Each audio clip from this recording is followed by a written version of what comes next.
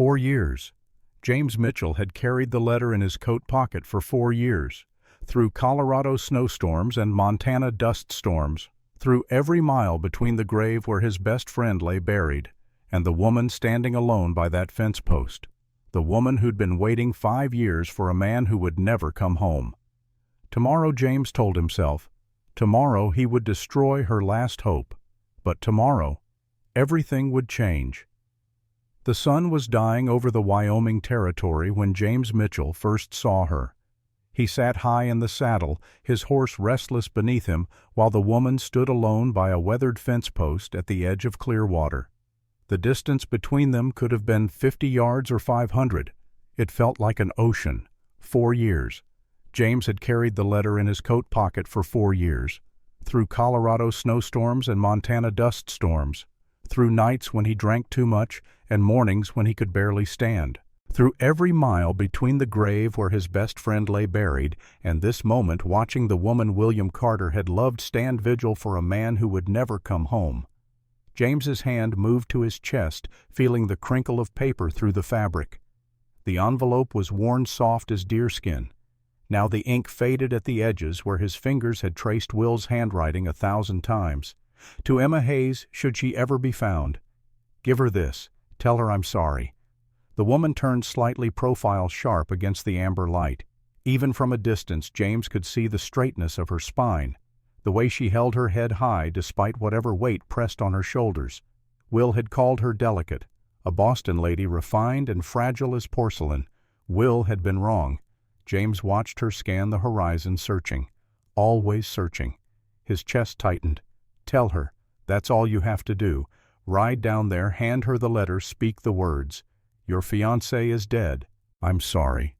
I tried to save him. I failed. Simple, brutal, true. But James's horse stood still, and his hand fell away from the letter, and the sun continued its descent while the woman kept her lonely watch.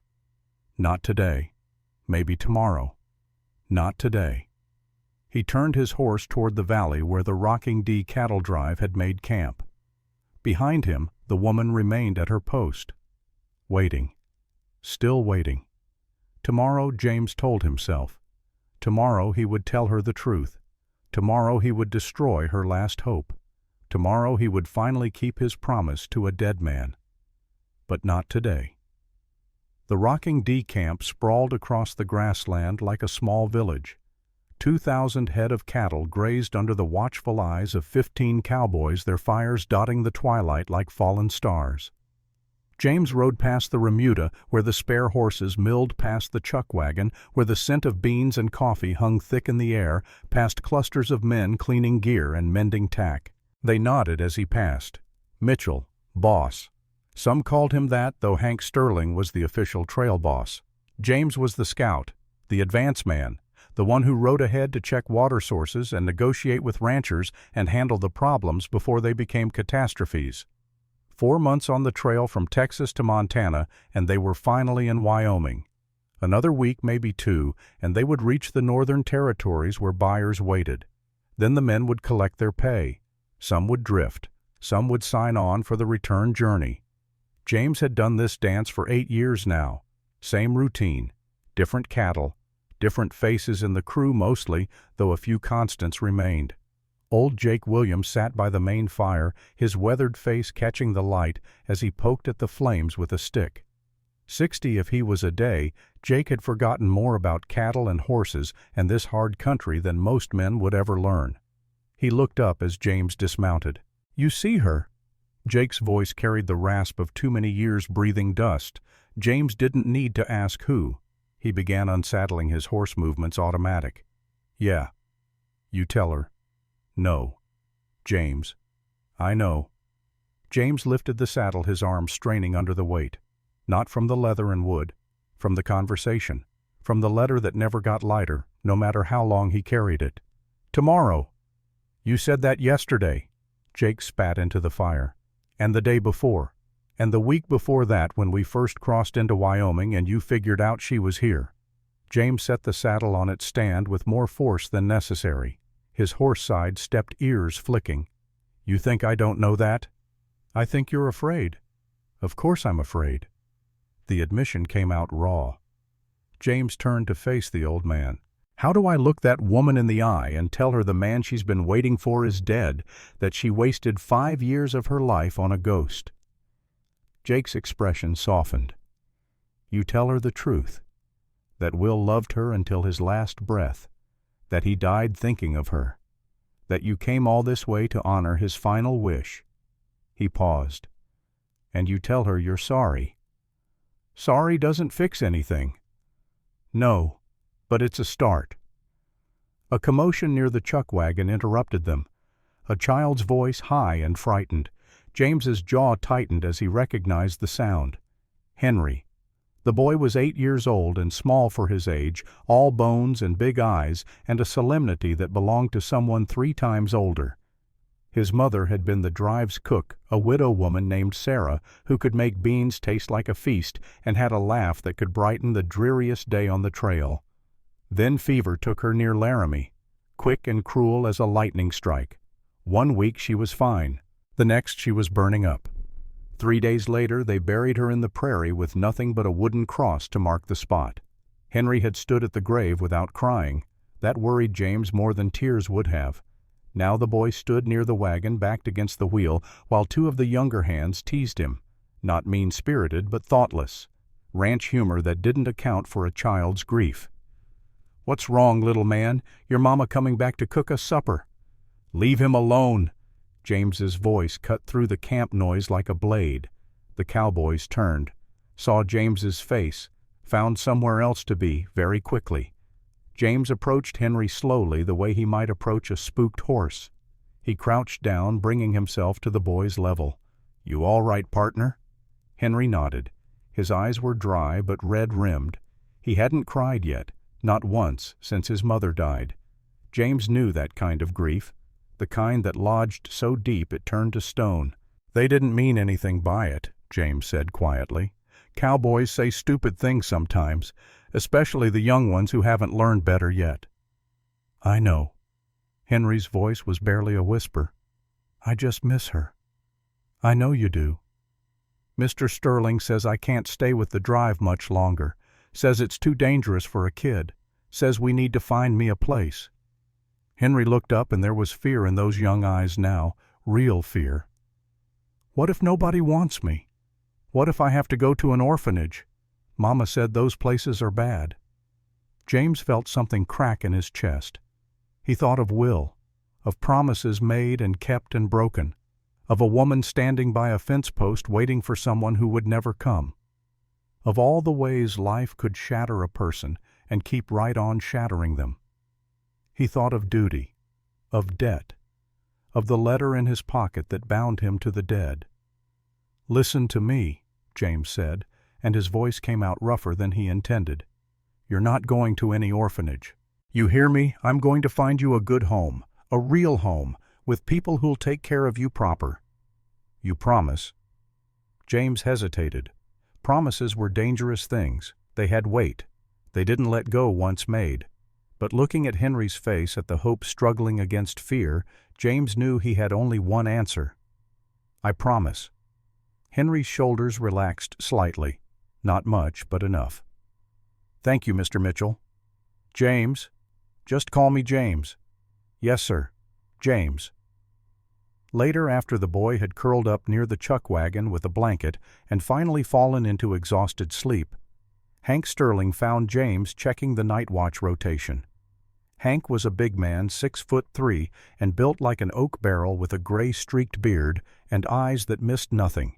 He'd been running cattle drives for 20 years, and he ran a tight outfit, fair but firm, the kind of boss men would follow into hell if he asked.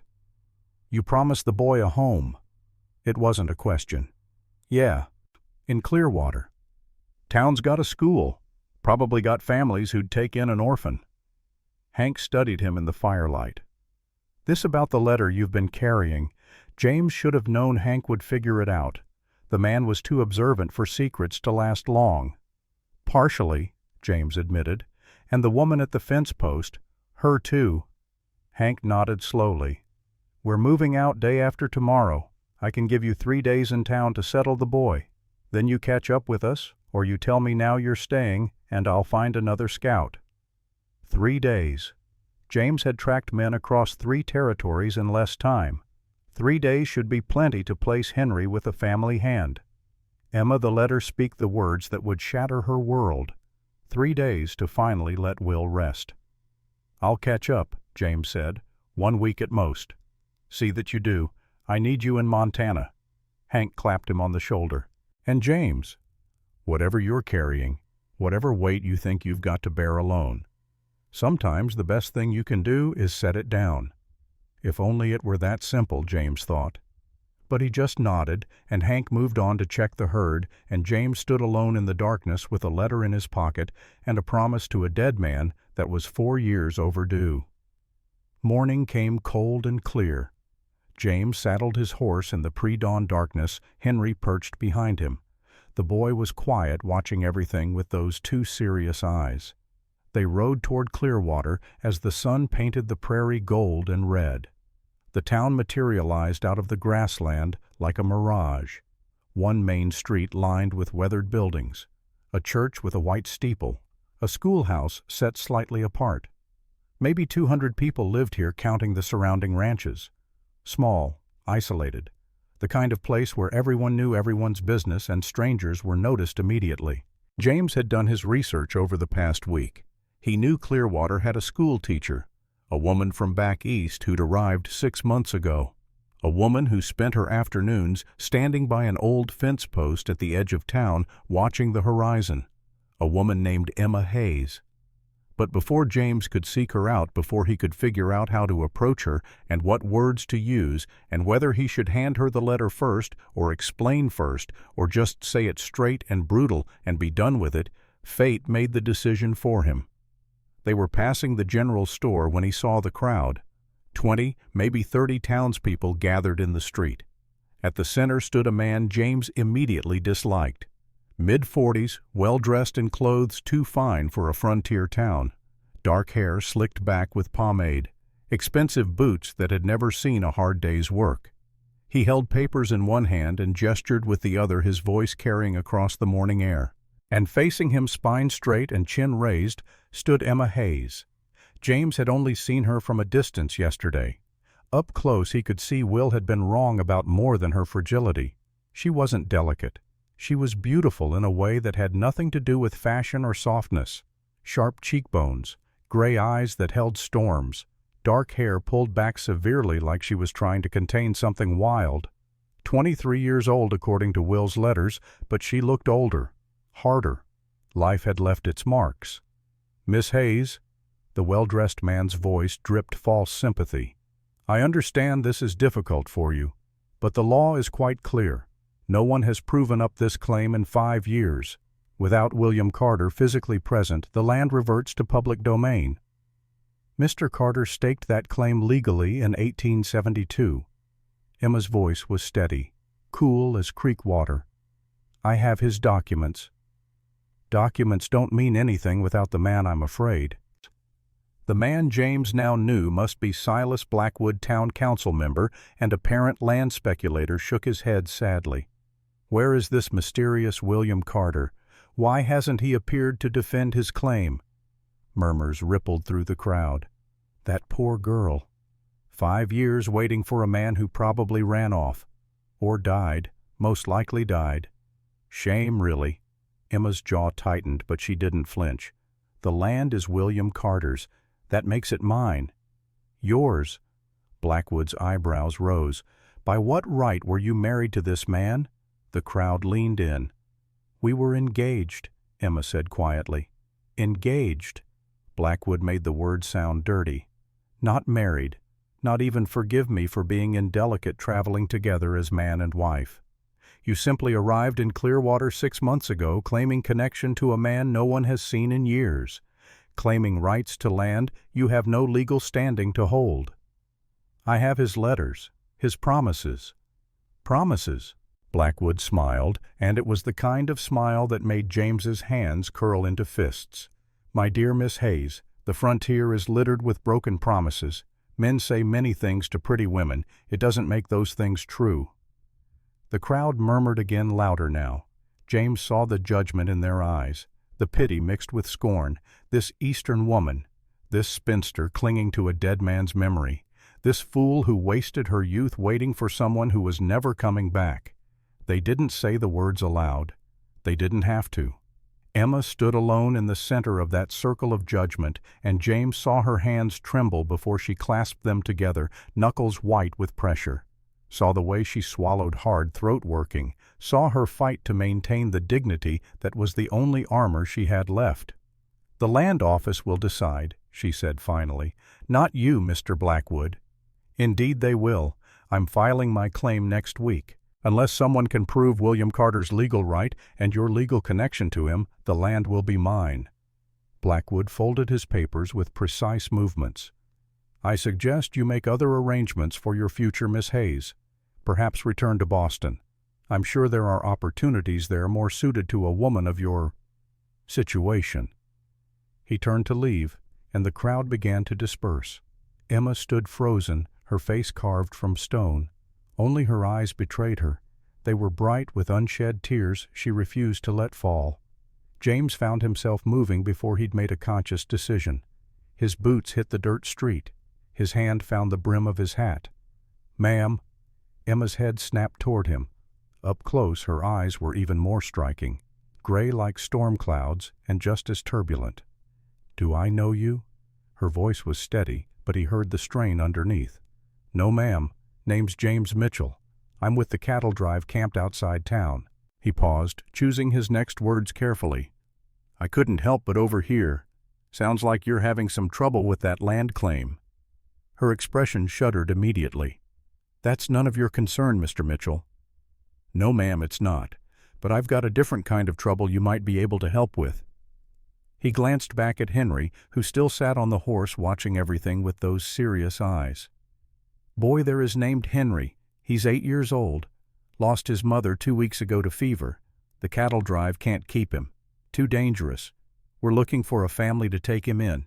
Heard you're the school teacher." Emma's gaze shifted to Henry, and James saw her entire demeanor change. The walls came down, the hardness softened. She moved toward the horse, her movements gentle. "Hello, Henry."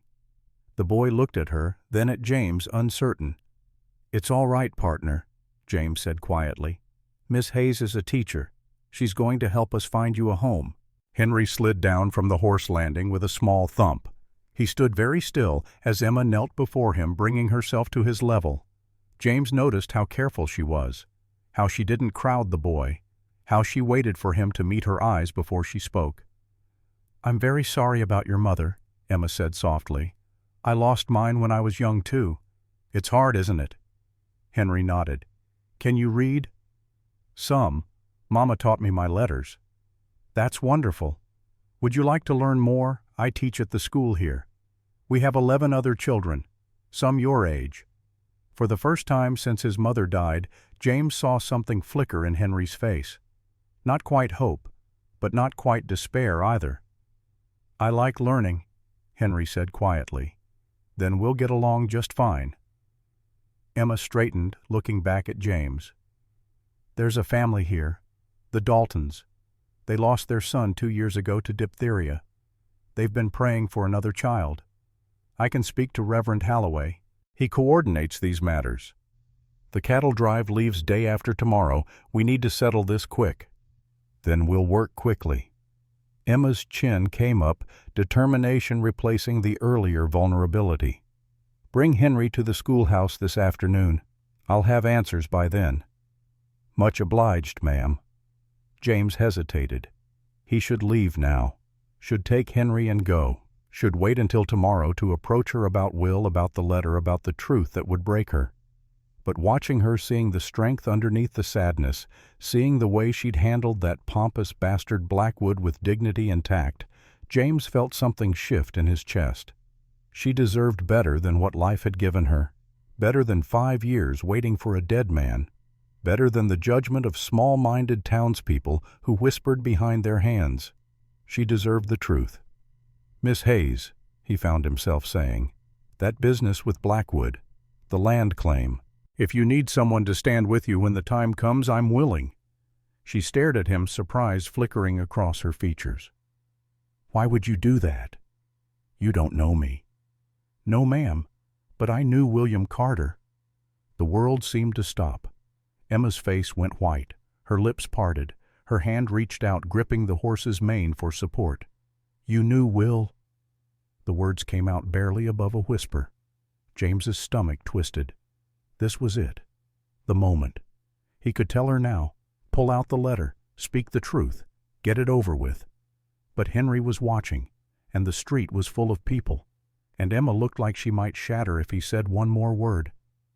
"I did," James said carefully. "In Colorado. We worked together for a time." "Is he?"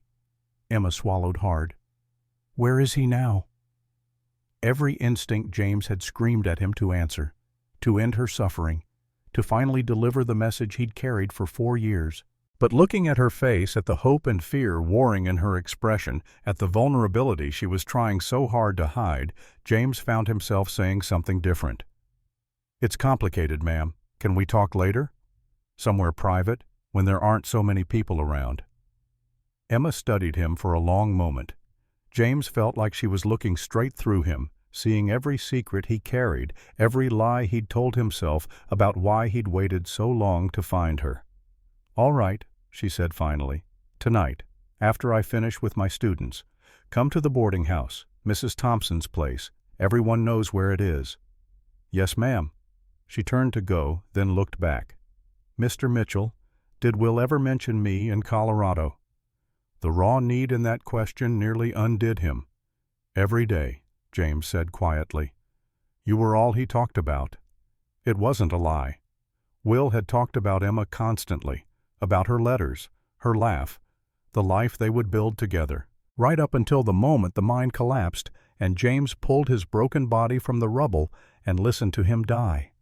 Emma's eyes filled with tears she still refused to let fall. "Thank you. Thank you for telling me that."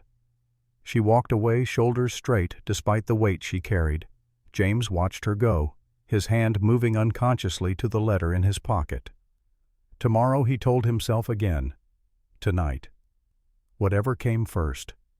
He would tell her the truth. He had to.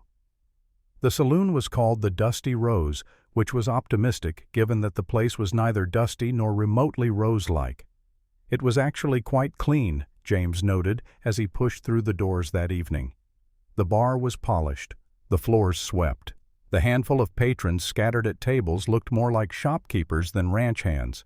Clearwater was too small for the kind of rowdy saloon James had grown accustomed to in cattle towns. This was more of a gathering place where men came to escape their wives for an hour and nurse a whiskey while discussing crop prices and weather patterns. James ordered a beer and found a corner table where he could watch the room. Henry was with old Jake back at camp learning to play checkers, and knowing Jake probably picking up a few phrases a child definitely shouldn't know. James had a few hours before he needed to meet Emma at the boarding house. A few hours to figure out what the hell he was going to say to her. The door opened.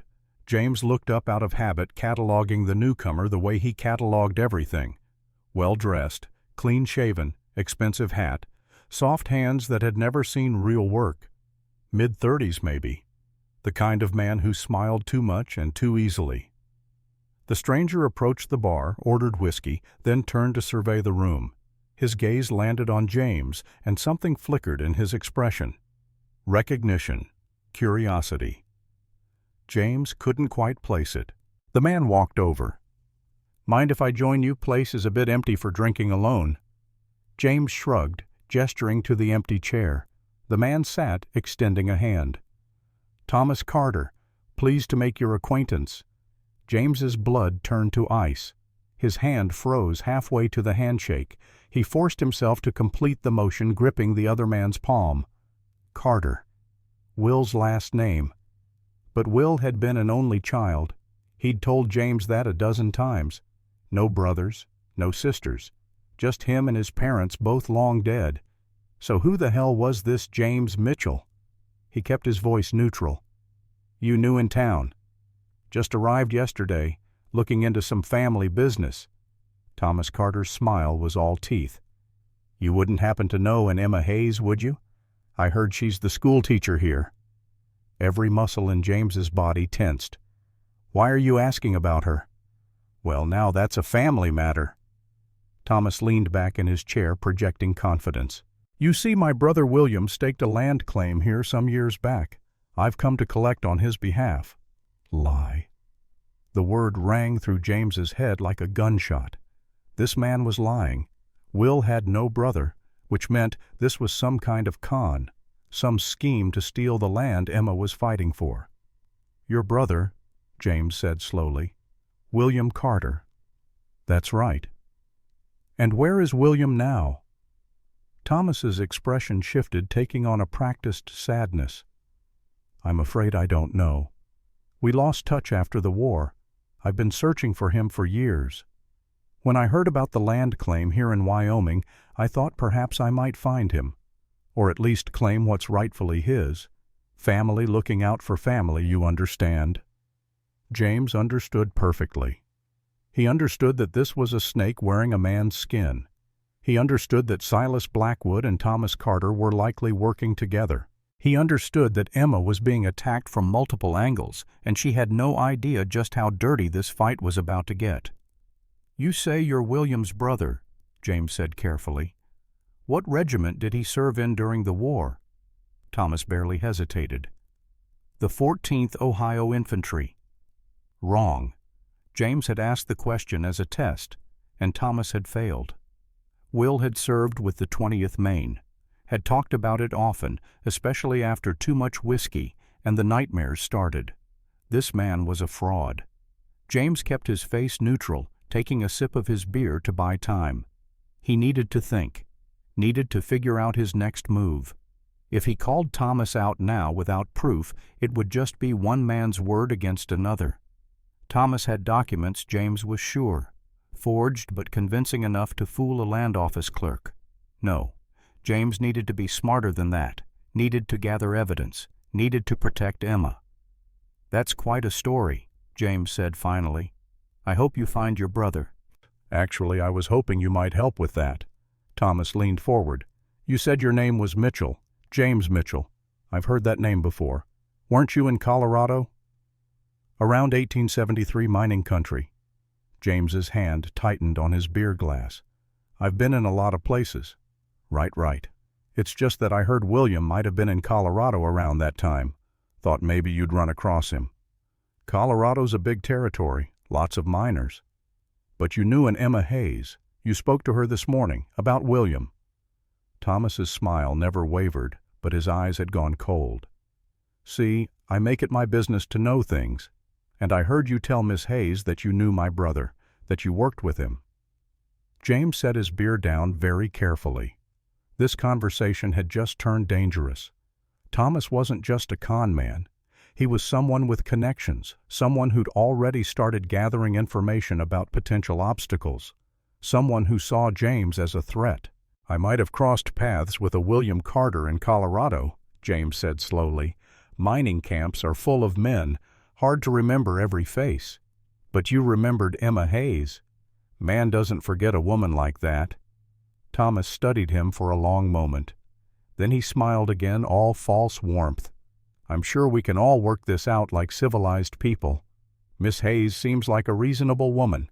I'm sure once I explain that I'm William's brother, that I have legal documents proving our relationship, she'll understand that the land belongs to family. And if she doesn't, then the law will decide. Thomas stood dropping coins on the table for his whiskey. It's been a pleasure talking with you, Mr. Mitchell. I hope you enjoy your stay in Clearwater, though I imagine you'll be moving on soon with that cattle drive. Dangerous work keeping 2,000 head moving north. Be a shame if something spooked them. Stampede could kill a man easy. The threat hung in the air like gun smoke. I'm not easy to kill, James said quietly. No one is, until they are. Thomas tipped his hat. Good evening, Mr. Mitchell. James sat alone in the corner, his beer forgotten, his mind racing. This was worse than he'd thought. Thomas Carter was connected to Blackwood, that much was obvious. They had a plan to steal Emma's land, and they weren't afraid to use violence if necessary. The stampede comment wasn't idle talk. It was a warning. Stay out of this, or people die. James thought about the letter in his pocket, about his promise to Will, about duty and honor, and all the words men used to justify the choices they made. Then he thought about Emma standing alone in that crowd this morning, fighting to hold on to the last piece of the man she'd loved. Thought about Henry, orphaned and scared. Thought about all the ways the world ground good people down and kept right on grinding. He stood leaving money for his drink and walked out into the twilight. The boarding house was 3 blocks away. Mrs. Grace Thompson's place, Emma had said. Everyone knew where it was. James found it easily enough. A 2-story frame building with a wide porch and lace curtains in the windows. Respectable, clean, the kind of place a school teacher would stay. Emma sat on the porch steps waiting. She stood when she saw him approach. "Mr. Mitchell." "Ma'am." They stood in awkward silence for a moment. Then Emma gestured to the steps. "Would you like to sit? Mrs. Thompson has tea if you'd prefer to go inside, but I thought, out here is fine." James sat, leaving proper distance between them. His mother would have been proud of that at least. Some manners survived even 8 years on cattle trails. Emma sat beside him, arranging her skirts. "I spoke with Reverend Halloway this afternoon. The Daltons would very much like to meet Henry. They asked if we could bring him to their farm tomorrow. It's about 3 miles outside town. That's good news. Henry will like that. They're good people. They lost their son Samuel 2 years ago. They've been grieving ever since." She paused. "Sometimes I think the hardest part about losing someone isn't the death itself. It's the waiting afterward, the hoping they'll come back even when you know they can't." James's chest tightened. This was it, the opening. He should take it, should tell her about Will, about the mine, about the 4 years that stood between that moment and this one. "Miss Hayes," he began. "Emma, please. After what you did this morning helping with Henry, I think we can dispense with formalities." "Emma, then." Her name felt strange on his tongue, intimate. "I need to tell you something, about William Carter, about Colorado." She turned to face him fully, and the hope in her eyes nearly killed him. "You do know where he is?" James stopped. James found he couldn't say the words. Not yet. Not here on a porch with lamplight spilling from windows and the sound of normal life continuing around them. "It's complicated." "Is he alive?" The question hung between them. James opened his mouth, closed it, felt the letter in his pocket like a lead weight. "I need to ask you something first," he said instead. "Coward. He was a coward. Did William ever mention having a brother, a man named Thomas?" Emma frowned. "No. Will was an only child. He told me that several times." "Why do you ask?" "Because I met a man tonight who claims to be William Carter's brother. Says he's come to claim the land on William's behalf." All the color drained from Emma's face. "But that's not possible." "I know. Which means he's lying. Which means you're in more trouble than you thought." James leaned forward, urgency replacing hesitation. "Emma, listen to me. This Thomas Carter, he's working with Silas Blackwood. They're trying to steal your land. And they're not going to stop just because you have William's old documents. They're going to fight dirty."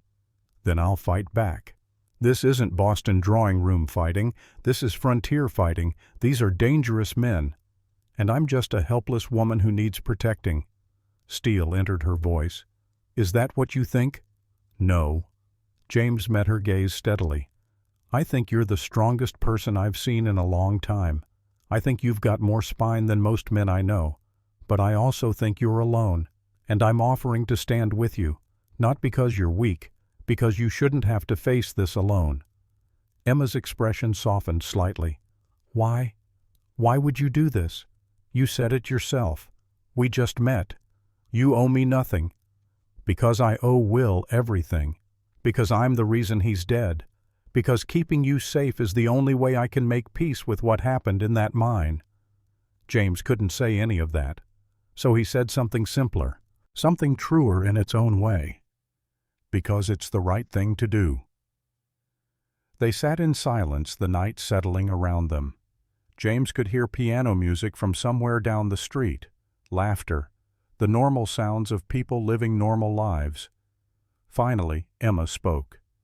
"All right, I accept your help, but I need you to tell me the truth. About Will. About what happened in Colorado. I've been waiting 5 years for answers. I can't wait anymore." James took a breath. This was it. No more delays, no more excuses. "Tomorrow," he said. "After we take Henry to the Daltons. I'll tell you everything tomorrow. I promise." It was another broken promise in a long line of them. Another delay. Another failure. But Emma nodded, accepting it. "Tomorrow, then." She stood smoothing her skirts. James stood too, reaching for his hat. "Emma." "Yes. William loved you. Whatever else you learn, whatever I tell you tomorrow, remember that. He loved you until his last breath." Her eyes filled with tears again, and this time one escaped tracking down her cheek before she could stop it. "Last breath. You said last breath. Does that mean—" The sound of shattering glass interrupted her. Shouting. The smell of smoke suddenly thick on the air. James turned toward the commotion. 3 blocks away toward the center of town, orange light flickered against the night sky. Fire. "Stay here," he ordered, already running toward the flames. Behind him, Emma's voice carried, "Like hell I will." The general store was burning. Flames licked up the wooden walls, consuming the dry timber with terrifying speed. Black smoke poured from the windows. People were running, shouting, forming a bucket brigade from the water pump in the street. James saw the store owner stumbling out the front door, coughing, his face blackened with soot. Behind him the interior glowed like the mouth of hell. "My wife," the man gasped. "She's still inside. Back room." No one moved. The fire was too hot, too fast. Going in there would be suicide. James ran anyway. The heat hit him like a physical blow. Smoke filled his lungs, choking him. He dropped low where the air was clearer, covering his mouth with his bandana. The flames roared around him, consuming everything. Shelves, goods, the counter. In the back, through the smoke, he saw movement. A figure collapsed on the floor. James lunged forward, grabbing the woman under her arms. She was unconscious, dead weight. The ceiling groaned above them. Embers rained down. He dragged her toward the front door muscles, screaming.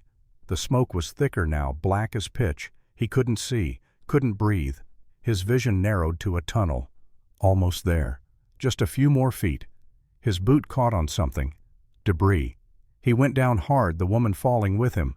Above a beam cracked, started to fall. Arms grabbed him, hauled him up. Old Jake's face appeared through the smoke, and together they dragged the woman out into the blessed cool air of the night. James collapsed on the street, coughing so hard he thought his lungs would tear apart. Someone thrust water at him. He drank, coughed, drank again. When his vision cleared, he saw Emma kneeling beside the store owner's wife, checking her breathing. The woman was alive, coughing, but alive. Emma had torn her petticoat into strips and was wrapping the woman's burned hands with efficient, practiced movements. The fire continued to burn, but the bucket brigade was making progress. It wouldn't spread to other buildings. They'd been lucky. "You're an idiot," Jake said beside him. "Yeah." "A brave idiot, but still an idiot." "Yeah." Emma looked up, met James's eyes across the distance. Something passed between them. Understanding, recognition, the beginning of trust. Then the sheriff appeared, examining the burned-out shell of the store. He bent down, picking up something from the ground near the entrance, a rag. He sniffed it, then held it up. "Kerosene," he announced. This fire was set deliberate. The crowd murmured. Shock, anger, fear. James's gaze found Thomas Carter standing at the edge of the crowd, watching with detached interest. Their eyes met. Thomas smiled, tipped his hat, walked away into the darkness. Message received, message delivered. Stay out of this or next time someone dies. James looked at Emma, at Henry, who had appeared from somewhere and now clung to old Jake's leg, frightened by the chaos. At this town full of people just trying to survive another day on the frontier. He thought about the letter in his pocket, about promises to dead men and debts that never seemed to get paid. Then he thought about what Will would say if he could see this, if he could see Emma threatened and a child in danger and evil men hiding behind false respectability. Will would fight. Will had never backed down from a challenge in his life, and James had promised to honor his memory. "Tomorrow," he said quietly, more to himself than anyone else. "Tomorrow I tell her everything. Tomorrow we end this." Jake heard him. The old man nodded. "About damn time." Emma approached her dress stained with soot and blood from tending the injured woman. "Mr. Mitchell, James, are you all right?" "I'm fine." "That was very brave. Very foolish, but very brave. Just doing what needed doing." She studied his face in the firelight. "There's more to you than I thought. Most men would have let the fire burn, let someone else take the risk. I'm not most men." "No." A smile ghosted across her lips. "You're not." She turned to go, then looked back. "Tomorrow. The Daltons' farm. 9 o'clock. Don't be late." "I won't." She walked away, and James watched her go. Strong, capable, beautiful in a way that had nothing to do with softness and everything to do with steel wrapped in grace. Will James thought you were a lucky man, and a fool for leaving her. Tomorrow he would tell her the truth. Tomorrow he would show her the letter. Tomorrow he would finally let the dead rest. But tonight he had a different mission. Tonight he was going to find out everything there was to know about Thomas Carter and Silas Blackwood. He was going to gather evidence, build a case, prepare for war, because Emma Hayes deserved justice, Henry deserved a home, and Will deserved to have his final wish honored. Tomorrow the truth would come out. But tonight James Mitchell was going to make damn sure that when it did, Emma wouldn't face it alone. The letter in his pocket crinkled as he walked back toward camp. 4 years he'd carried it. 4 years of running from the past. Tomorrow, that ended. Tomorrow, he would finally start running toward something instead. Morning came too soon, and not soon enough. James had spent the night restless, alternating between staring at the stars and watching the letter by firelight. He'd read it so many times the paper had grown thin at the creases, threatening to tear along the folds. Will's handwriting was steady in the first paragraphs, growing shakier toward the end as pain and morphine blurred the lines between consciousness and whatever came after. "James, if you're reading this, I'm gone. The mine got me, didn't it? Don't blame yourself. I know you will, but don't. Life's a gamble out here. We both knew it. Find Emma Hayes. Tell her I'm sorry. Tell her I loved her until my last breath. Tell her don't wait for me. Don't spend her life on a ghost. And James, brother, listen to me carefully. If you ever find her, and if she's still unmarried, and if you feel even a fraction of what I suspect you feel, love her." James had never let himself read that last part before. Had always stopped at the apology, the declaration of love, the release from waiting. But now, with dawn approaching, and a promise he could no longer delay, he forced himself to see the words Will had written in those final moments. "You're a good man. The best man I know. You'd treat her right. You'd give her the life I couldn't. Don't waste years feeling guilty. I'm giving you my blessing. Hell, I'm ordering you. Love her, James. Make her happy." James folded the letter with shaking hands and tucked it back into his pocket. Then he saddled his horse, collected Henry from where the boy slept, curled in blankets near Jake's bedroll, and rode toward Clearwater as the sun painted the prairie gold. Emma was waiting at the schoolhouse wearing a simple gray dress that made her eyes look like storm clouds. She'd arranged for a horse, and she sat the saddle with the ease of someone who'd learned to ride young and never forgotten. Not a delicate Eastern lady at all. Will had gotten so much wrong. Henry climbed up behind James without complaint, and the three of them set out toward the Dalton farm in silence, heavy with unspoken words. The land rolled away in all directions, grass rippling like water in the morning breeze. Somewhere overhead a hawk circled. James watched it, envying its freedom, its ability to simply fly away from difficult conversations and impossible promises. "Tell me about Colorado," Emma said finally. Her voice was steady, but James heard the tremor underneath. "Tell me about Will." This was it, the moment. No more delays. "We met in the spring of 1872. James began the words coming easier than he'd expected once he started. I'd been drifting after the war, tried ranching, tried scouting. Nothing stuck. Ended up in the mining camps because I needed money and didn't much care if I lived or died. That's dark. It was a dark time. James kept his eyes on the horizon. Easier to speak the truth when he didn't have to see her face. Will showed up at the same camp about a month after me. He'd come from Wyoming. Said he'd staked a land claim but needed to save money before he could prove it up. Figured mining would be faster than ranching. He always was impatient, Emma said softly. Even before the war, always looking for the quick path. We got partnered up on a claim, just the two of us working a shaft that had been abandoned by the previous crew. Will was convinced there was a vein down there, something the others had missed, and he was right. We started pulling out decent silver, nothing that would make us rich but enough to save, enough to dream. Henry shifted behind him. James felt the boy's small hands gripping his shirt, holding on tight. Children understood more than adults gave them credit for. Henry knew this story wouldn't have a happy ending. Will talked about you all the time, James continued. About your letters.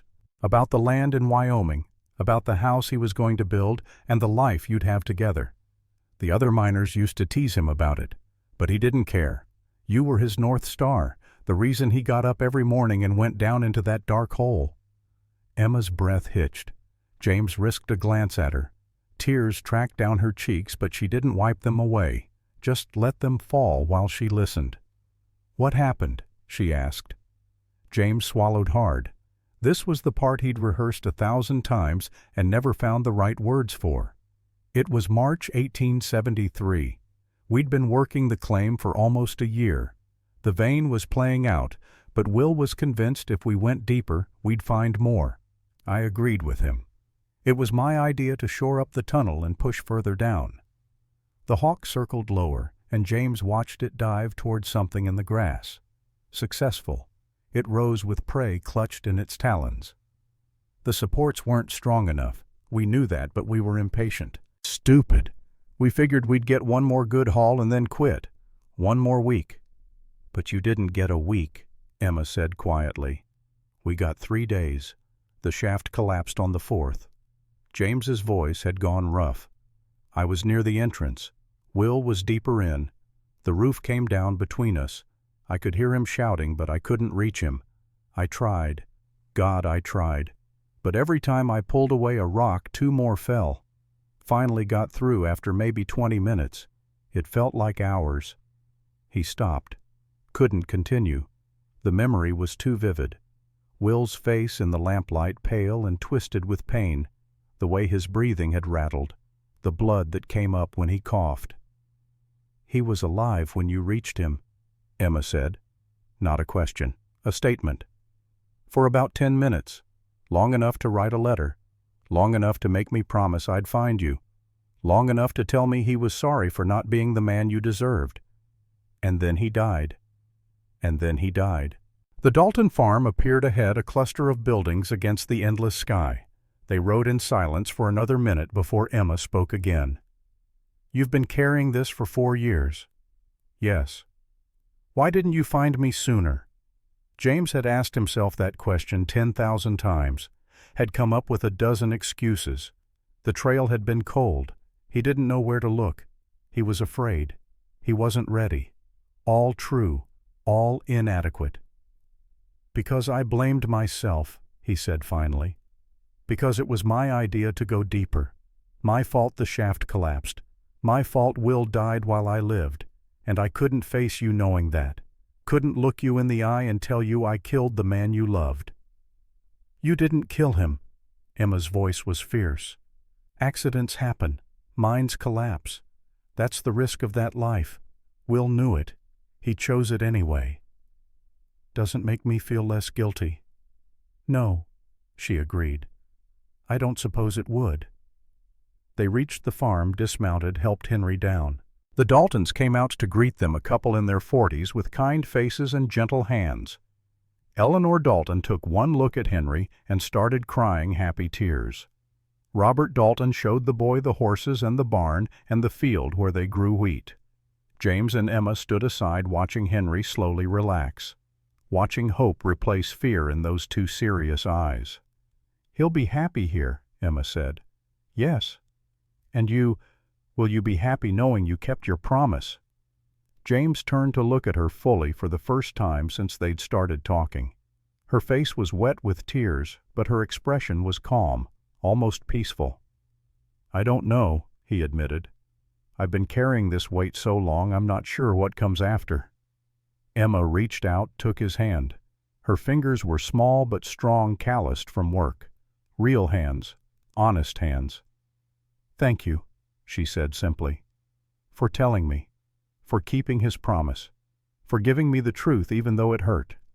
I'm sorry it took so long." "So am I. But you're here now, and that matters." They stood together in the morning sun, holding hands like children, while Henry laughed for the first time in weeks, and the Daltons made plans, and the world kept turning despite the weight of grief and guilt and all the ways the past refused to let go. Later, riding back to Clearwater with just the two of them, Emma said, "I want to see the letter, the one Will wrote." James pulled it from his pocket without hesitation. He'd carried it alone long enough. Emma read it slowly, lips moving slightly as she traced the words. When she reached the end, the part about James loving her, her eyes widened. She looked up at him, questions written across her face. "Did you know about this part?" she asked. "When you came looking for me?" "No, I never read that far.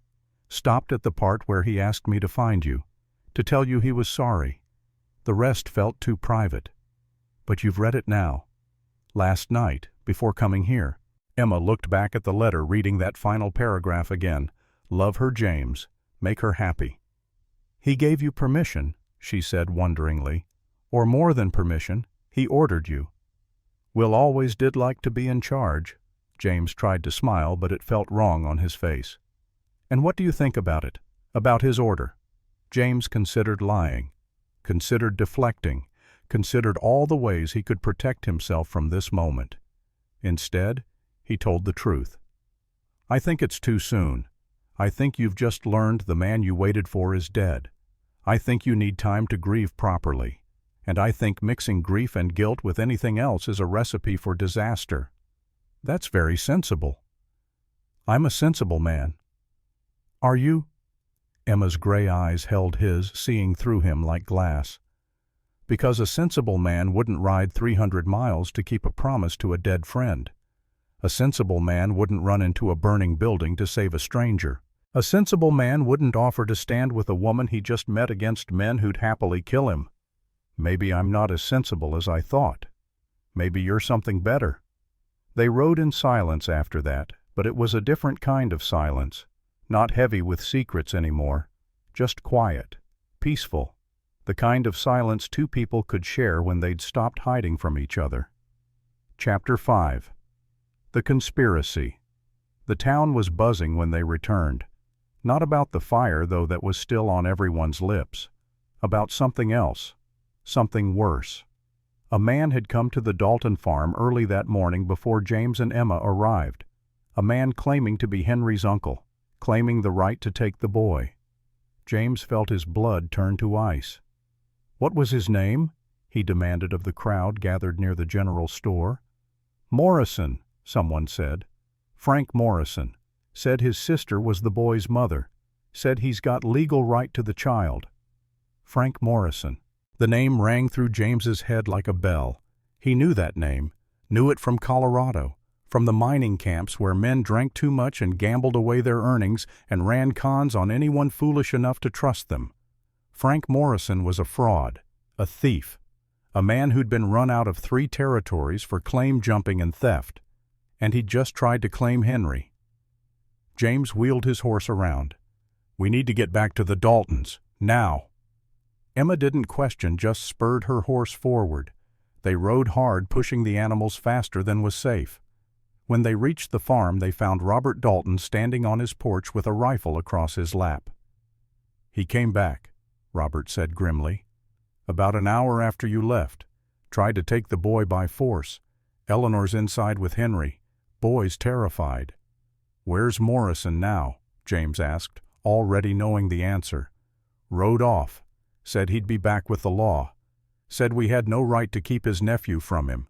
James dismounted, thinking fast. Frank Morrison working with Thomas Carter, both of them connected to Silas Blackwood. The pattern was becoming clear.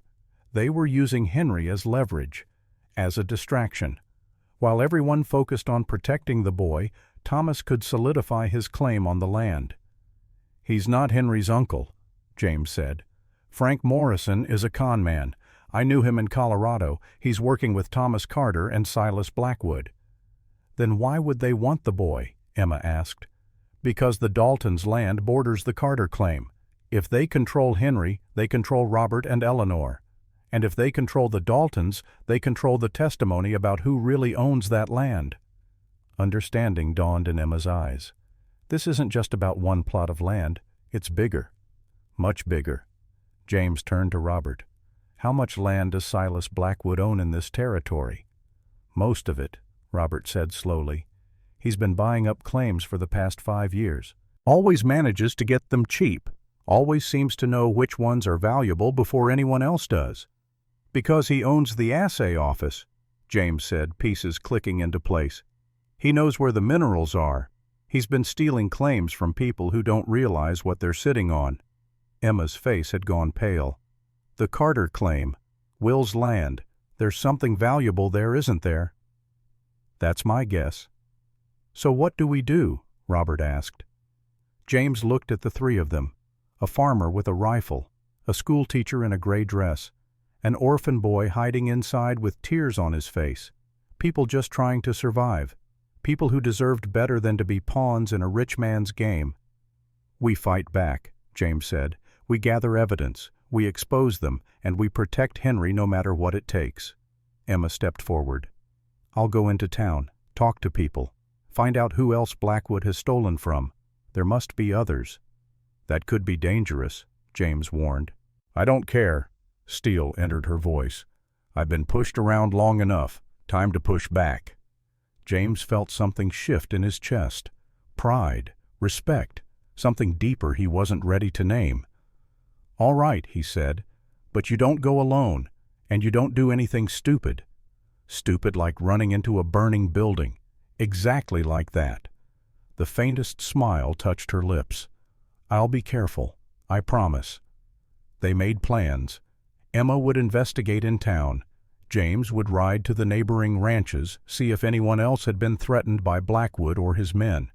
Robert would stay at the farm with Eleanor and Henry, rifle loaded and ready. Before they parted, Emma caught James's arm. "When this is over," she said quietly, "when we've dealt with Blackwood and saved the land and made sure Henry is safe, when all of this is over, I want to talk about what Will wrote, about what comes next."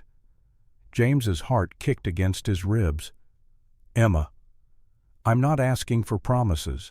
I'm not asking for anything right now except that you'll still be here, that you won't disappear the moment your duty is fulfilled." "I'll be here." "Good." She released his arm, but her touch lingered like a brand. "Be careful, James Mitchell. I just found you. I don't want to lose you too." She rode away before he could respond, leaving him standing in the yard with words caught in his throat and Will's letter burning in his pocket. Love her, James. He was trying. God help him, he was trying. The next 2 days passed in a blur of activity and mounting tension. Emma worked quietly but effectively, visiting families under the guise of discussing their children's education. But really she was asking questions, listening, gathering stories about land claims that had mysteriously changed hands, about families who'd been forced out, about Silas Blackwood's steady accumulation of power and property. What she discovered made her blood boil. Blackwood had stolen from at least 5 other families in the past 3 years. Always the same pattern. Wait until the original claimant died or disappeared. Move in with forged documents or legal technicalities. Take the land for a fraction of its value. Resell it later for massive profit once the minerals were extracted. He was a vulture, a predator in expensive clothes and a council member's badge. But proving it would be difficult. Blackwood was careful. He kept his records clean. He had lawyers and judges in his pocket. Fighting him through legal channels would take time and money Emma didn't have. They needed another approach. James spent his time riding the territory, talking to ranchers and miners and anyone who might have crossed paths with Thomas Carter or Frank Morrison. What he learned confirmed his suspicions. Both men were known criminals. Both had warrants in multiple territories. Both had disappeared from Colorado around the same time Will died. Had they been there? Had they seen the mine collapse? Had they somehow been involved? James couldn't prove it, but the timing felt too convenient to be coincidence. He also learned something else, something that made his skin crawl with anger. Frank Morrison had tried to claim 2 other children in the past 3 years. Both times he'd used the same story: grieving uncle, legal rights, family duty. Both times he'd taken the children and they were never seen again, sold most likely, to workhouses or worse. Henry wasn't the first. He was just the latest target. That knowledge lit a fire in James's belly that no amount of reason could extinguish. They weren't just fighting for land now. They were fighting for a child's life. On the 3rd day, the pressure came to a head. James arrived in town to find Emma standing outside the schoolhouse with tears in her eyes and fury in her expression. A group of parents stood nearby, faces hard with judgment. "What happened?" James asked, already knowing it wouldn't be good. "They're pulling their children from school," Emma said, voice shaking with controlled anger. "Because I've been asking questions. Because I've been stirring up trouble. Because Blackwood told them I'm dangerous." One of the mothers stepped forward, Mrs. Henderson, wife of the mercantile owner. "It's not personal, Miss Hayes, but we have to think of our children. Mr. Blackwood says you're filling their heads with lies about upstanding citizens, says you're trying to cause division in the community." "I'm trying to expose corruption," Emma said clearly. "I'm trying to help families who've been robbed. That's not your place." This from Mr. Jenkins, one of the town councilmen. "You're a school teacher. You should stick to teaching. And if I refuse, then we'll find another teacher." Jenkins's face was apologetic but firm. "One who doesn't bring trouble." James felt his hands curl into fists. He forced them open. Violence wouldn't help here. This was exactly what Blackwood wanted: drive Emma out, isolate her, make the problem go away. "You're making a mistake," James said quietly. "Blackwood is using you. He's stealing from your neighbors, and you're helping him do it by staying silent." "You're just a drifter," Mrs. Henderson said dismissively. "You don't understand how things work here. Mr. Blackwood has been good to this town. He's brought business and prosperity. We're not going to turn on him because some outsiders make accusations." "Then you're cowards." Emma's voice cut like glass. "All of you. You see injustice happening and you turn away because it's easier, because it's safer. Well, I won't. Fire me if you want. Take your children away. But I won't stop fighting for what's right." She turned and walked into the schoolhouse, slamming the door behind her. The parents dispersed, muttering among themselves. James started to follow Emma, then stopped. There was another way, a better way. He caught up with Mrs. Henderson as she headed toward the mercantile. "Ma'am, a word." She turned, eyebrow raised. "I have nothing more to say to you, Mr. Mitchell." "Then just listen.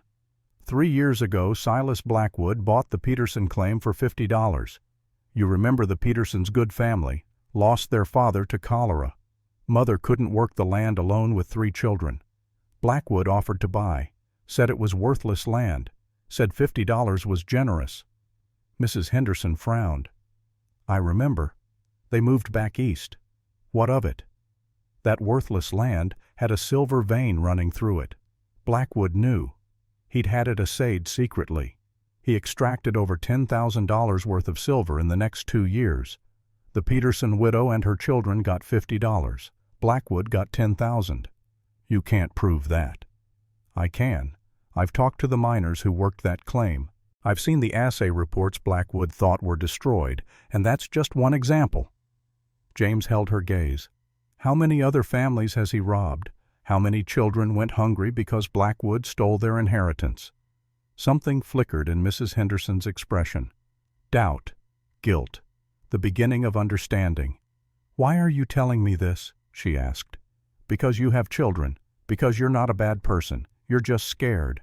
And I understand that. Blackwood is powerful. Crossing him is dangerous. But letting him continue is worse. Even if what you say is true, what can we do? He has lawyers, money, influence.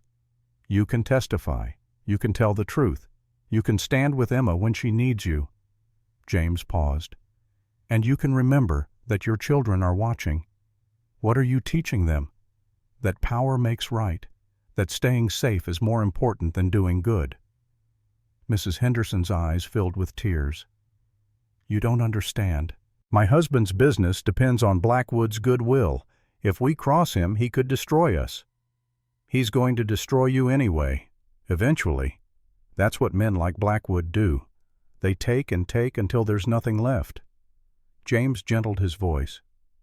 But if enough people stand together, he can't hurt you all. There's power in numbers. There's safety in truth. She stood silent for a long moment, wrestling with fear and conscience. Finally she nodded. I'll think about it. That's all I can promise. That's enough, for now.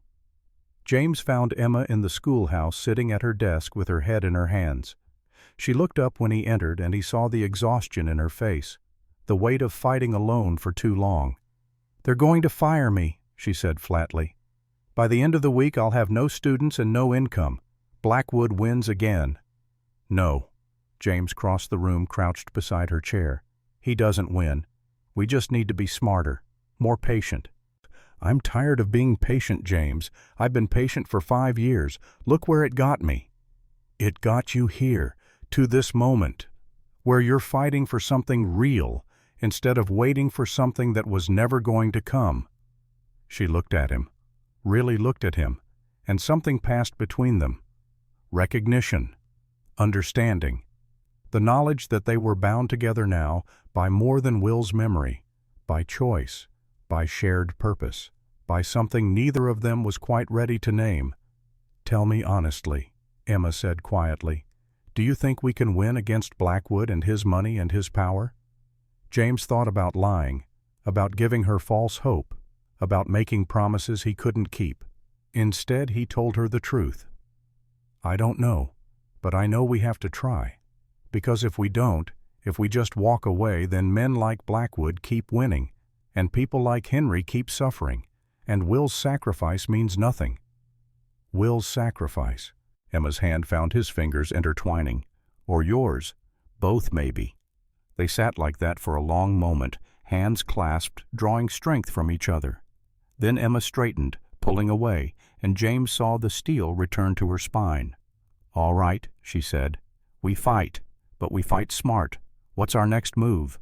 James stood, feeling the familiar clarity that came with having a mission, a purpose, something to fight for besides his own guilt. We need proof, real, undeniable proof of Blackwood's corruption, and I think I know where to find it. Where? The assay office, after dark, when no one's watching. Emma's eyes widened. You're talking about breaking in. That's illegal. So is stealing land from widows and orphans. Sometimes you have to bend the law to serve justice. That's dangerous logic. Maybe, but it's all we've got. Emma stood smoothing her skirts, decision made. Then we do it tonight, together. Emma, no. If we get caught, you'll lose everything. Your reputation, your teaching position may be worse. Let me handle this alone. Absolutely not. Her jaw set in a line James was beginning to recognize, the line that meant arguing would be pointless. I'm not letting you take all the risk while I sit safely aside. We're partners in this. Partners share the danger. Partners. James tested the word, liked the way it felt. Is that what we are? I think so, don't you? He thought about Will's letter, about permission and duty and the way Emma's hand had felt in his, about how she looked with fire in her eyes and determination in her voice. Yeah, he said softly. I think we are. That night James and Emma met at the edge of town, both dressed in dark clothes. The moon was a sliver, providing just enough light to navigate by, but not enough to be easily seen. Perfect conditions for what they had to do. The assay office sat on a quiet side street, a small wooden building that looked innocent enough. But inside those walls lay the evidence they needed, the proof of Blackwood's crimes, the weapon they could use to bring him down. "Are you sure about this?" James asked one final time. Emma's answer was to pick the lock with a hairpin movements quick and efficient. The door swung open with barely a sound. James stared at her. "Where did you learn to do that?" "Boston isn't all tea parties and etiquette lessons." A ghost of a smile. "My brother taught me before he died. Said a lady should have practical skills." They slipped inside, closing the door behind them. James lit a small lantern, keeping the flame low. The office was neat, organized, professional-looking. Ledgers lined the shelves. Maps covered the walls, each marked with mineral deposits and survey results. "You take the desk," James whispered. "I'll check the file cabinets." They worked quickly but carefully, mindful of leaving things as they found them. Minutes ticked by. James found survey reports, assay results, correspondence with mining companies, all legitimate looking on the surface. Then Emma made a soft sound of discovery. "James, look at this." She'd found a hidden compartment in the desk, revealed by pressing a specific spot on the underside of a drawer. Inside lay a second set of ledgers. These ones told a different story. Names and dates, properties and values. The real assay results next to the falsified ones Blackwood had given to landowners. Amounts paid versus actual worth. It was all there. Every theft, every fraud, every crime laid out in Blackwood's own meticulous handwriting. "This is it," Emma breathed. "This is everything we need." James felt triumph surge through him. They had him. They finally had him. Then he heard the sound of horses outside, multiple riders, moving fast. "Out, now!" James grabbed Emma's arm, pulling her toward the back door. But before they could reach it, the front door crashed open. Silas Blackwood stood in the doorway, flanked by 3 men James recognized from around town, all armed, all looking like they'd been waiting for exactly this moment. "Well, well," Blackwood said smoothly. "Breaking and entering, theft of private documents. That's serious business, Mr. Mitchell. Miss Hayes." James moved to shield Emma, his mind racing through options. They were trapped, outnumbered, and Blackwood had clearly been expecting them. Someone had talked. Someone had betrayed them. "Those documents prove you're a thief," Emma said, voice steady despite the danger. "They prove you've been stealing from people for years." "They prove nothing. Just the wild accusations of a desperate woman and the drifter helping her." Blackwood smiled. "Who do you think people will believe, a respected councilman, or an Eastern spinster and a cowboy with no reputation?" "The truth," James said quietly. "Eventually people believe the truth. Eventually isn't good enough. By the time anyone believes you, if they ever do, you'll both be long gone from Clearwater." Blackwood gestured to his men. "Take them to the sheriff. Charges of breaking and entering, attempted theft, and conspiracy to commit fraud." As the men moved forward, James calculated his chances. He could fight, probably take down 2 of them before the others overwhelmed him. But Emma would get hurt, and fighting would only make things worse legally. Better to go peacefully. Better to fight this battle in court, even if the court was as corrupt as everything else Blackwood touched. They were marched through town past late-night stragglers who stopped to stare. Word would spread fast. By morning, everyone would know. The schoolteacher and the cowboy caught breaking into the assay office. Criminals, troublemakers, just like Blackwood said. The jail was a small building behind the sheriff's office. 2 cells, both empty until now. The sheriff, a man named Carson, who James had pegged as either corrupt or incompetent from the start, locked them in separate cells with apologetic efficiency. "Nothing personal, folks. Just doing my job." "Your job is to protect people," Emma said sharply, "not to help thieves." "That's a serious accusation, Miss Hayes, one you should be careful making."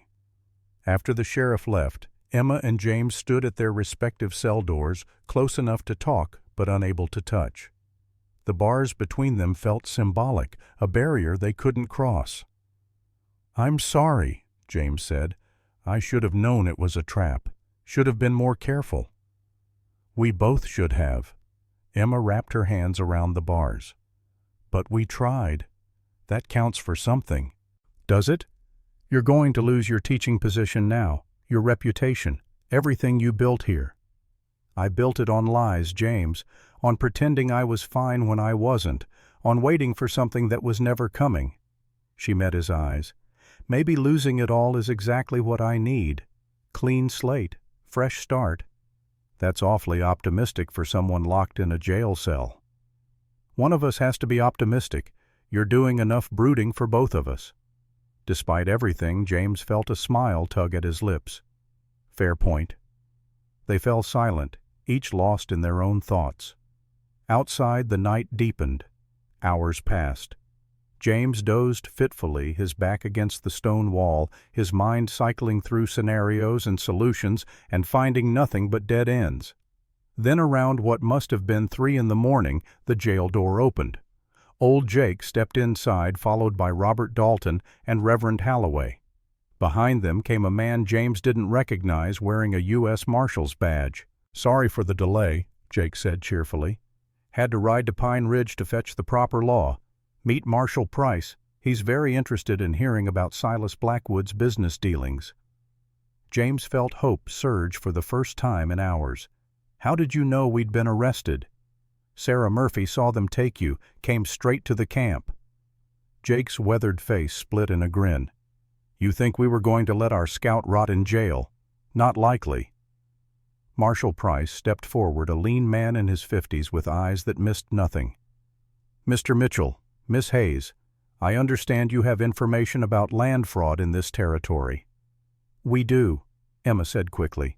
"We found evidence in Blackwood's office.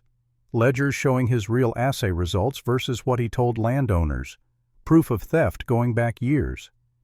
"That evidence was obtained illegally," the sheriff protested from where he'd been sleeping at his desk. "Can't be used in court." "Actually it can," Marshal Price said mildly. "If I have reasonable suspicion of ongoing criminal activity, I can seize any and all relevant documents. And thanks to these fine folks, I now have very reasonable suspicion." He looked at the sheriff. "Open those cells. These people are free to go." The sheriff hesitated, clearly torn between his loyalty to Blackwood and his survival instinct regarding a U.S. Marshal. Survival won. He unlocked the cells. James stepped out immediately, going to Emma. Without thinking, he pulled her into his arms, relief flooding through him at the feeling of her safe and whole against him. She hugged him back just as tightly. "Thank you," James said to Jake and the others. "I owe you." "You don't owe us anything," Robert said firmly. "You were trying to help. That's what neighbors do. They help." "Besides," Jake added with a wink, "I had to make sure you'd be alive to scout for us in Montana. Hank would kill me if I let you get hanged in Wyoming." Marshal Price cleared his throat. "If you're quite finished with your reunion, I'd like to get those ledgers tonight, before Blackwood has a chance to destroy them." "They're in his desk," Emma said. "Hidden compartment. I can show you." They moved as a group through the sleeping town, Emma leading them to the assay office. This time the door was opened legally with the marshal's authority behind it.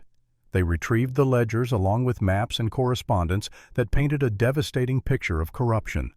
As dawn broke over Clearwater, they had enough evidence to bring down not just Blackwood, but several of his associates. The scope of the conspiracy was larger than James had imagined. It reached into neighboring territories, touched dozens of lives, represented years of systematic theft. "This is going to take time to sort through," Marshal Price said, studying the documents. "But I've seen enough to issue arrest warrants. Where can I find Silas Blackwood?" "He has a house on the north end of town," Emma said. "Big place. Can't miss it." "Good. You folks should get some rest. You've done your part. Let the law handle it from here." But as the marshal and his deputies headed toward Blackwood's house, James felt unease prickle along his spine. Something wasn't right. It had all gone too smoothly. Blackwood was too smart to be caught this easily. "Emma," he said quietly, "where's Henry? Is he still at the Daltons?" Emma's face went pale. "As far as I know. Why?" "Because if I were Blackwood and I knew I was about to be arrested, I'd grab whatever leverage I could find." James was already moving toward the horses. "He's going after Henry." They rode hard sunrise, painting the sky blood red behind them. James pushed his horse faster than was safe. Emma matching him stride for stride. Behind them, Jake and Robert struggled to keep up. The Dalton farm appeared ahead, peaceful in the early light. Too peaceful. James's sense of dread intensified. They found Eleanor on the porch crying. Robert was there already, having ridden ahead. He held his wife, his face carved from stone. "They took him," Eleanor sobbed. "Frank Morrison came with 2 other men. They had guns. They took Henry." Emma dismounted, running to Eleanor. "When? How long ago?" "Maybe 20 minutes. They rode west toward the Badlands." James was already back on his horse. "How many men?" "3. Morrison and 2 others I didn't recognize." "Armed?" "Yes. Rifles and pistols both." James looked at Jake. The old man nodded, already understanding. They'd tracked men before. This was no different, except this time it was a child's life at stake. "I'm coming with you," Emma said, mounting her horse again. "Emma, no. This could get violent." "That boy trusts me. If you find him, if he's scared, he'll need a familiar face." Her jaw set in that familiar line. "I'm coming." James knew arguing would waste time they didn't have. "Fine, but you stay back when the shooting starts. You hear me?" "I hear you." They rode out, following the tracks west. The trail was easy enough to follow at first. 3 horses, 1 carrying double weight, moving fast but not running. Morrison thought he had time, thought no one would come after him until it was too late. He was wrong. The Badlands rose ahead, a maze of red rock canyons and dead-end gullies. Perfect place to hide. Perfect place for an ambush. James approached carefully, every sense alert. Then he heard it. A child's cry, quickly muffled. "Henry." James dismounted, signaling the others to stay quiet. He crept forward on foot, using the rocks for cover. Around a bend, he saw them. Morrison and his 2 men had made camp in a small canyon. Henry sat on the ground, hands tied, tears streaming down his face. The men were arguing amongst themselves. "Blackwood said to wait here until he contacted us," one of the men said. "We're supposed to use the kid as leverage to negotiate." "Blackwood's done," Morrison spat. "The marshals got him by now. We need to cut our losses and run." "What about the kid?" "What about him? Kid's worth nothing to us now. Should just leave him here." "Or worse," the 3rd man said darkly. "Dead kids can't identify us." James felt cold rage flood through him. These men were talking about murdering a child, casually, like it was nothing more than putting down a lame horse. He made a decision, pulled his pistol, stepped out from behind the rock. "Nobody moves," he said quietly. 3 heads snapped toward him. Morrison's hand went to his gun, then froze as Jake appeared on the opposite side of the canyon, rifle trained on them. A moment later, Robert stepped out from a 3rd position. They were surrounded. "Drop your weapons," James ordered. "Slowly. Any sudden moves and my friend Jake here will put a bullet through your spine. He's old, but he's an excellent shot." "Best in Texas," Jake confirmed cheerfully.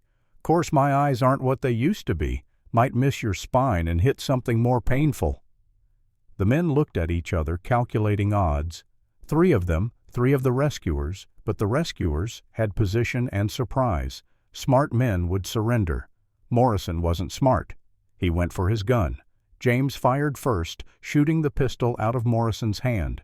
The man screamed, clutching his bleeding fingers. The other 2 threw up their hands immediately. "Don't shoot! Don't shoot! Get down on the ground, face down, hands behind your heads." They complied. James moved forward, kicked their weapons away, then went to Henry. The boy was trembling, tears running rivers down his dirty face. "It's all right, partner," James said softly, cutting through the ropes binding Henry's hands. "You're safe now. We've got you." Henry threw himself into James's arms, sobbing. James held him close, feeling the child's heart racing like a trapped bird's. Over Henry's head he saw Emma appear at the canyon entrance. Her face was pale, but calm. She came forward, took Henry gently from James, held him while he cried. "Shh, sweetheart. It's over. You're safe. No one's going to hurt you." "I was scared," Henry whispered. "They said they were going to—" "I know. But they were lying. They can't hurt you now. Mr. Mitchell and Mr. Jake stopped them. Henry looked up at James with eyes full of trust and gratitude. "You came for me." "Of course I did. I promised, didn't I? And I keep my promises." It was true, James realized. He did keep his promises. Maybe not always on time, maybe not always the way he intended, but he kept them eventually. He'd kept his promise to Will, had found Emma, told her the truth, given her closure.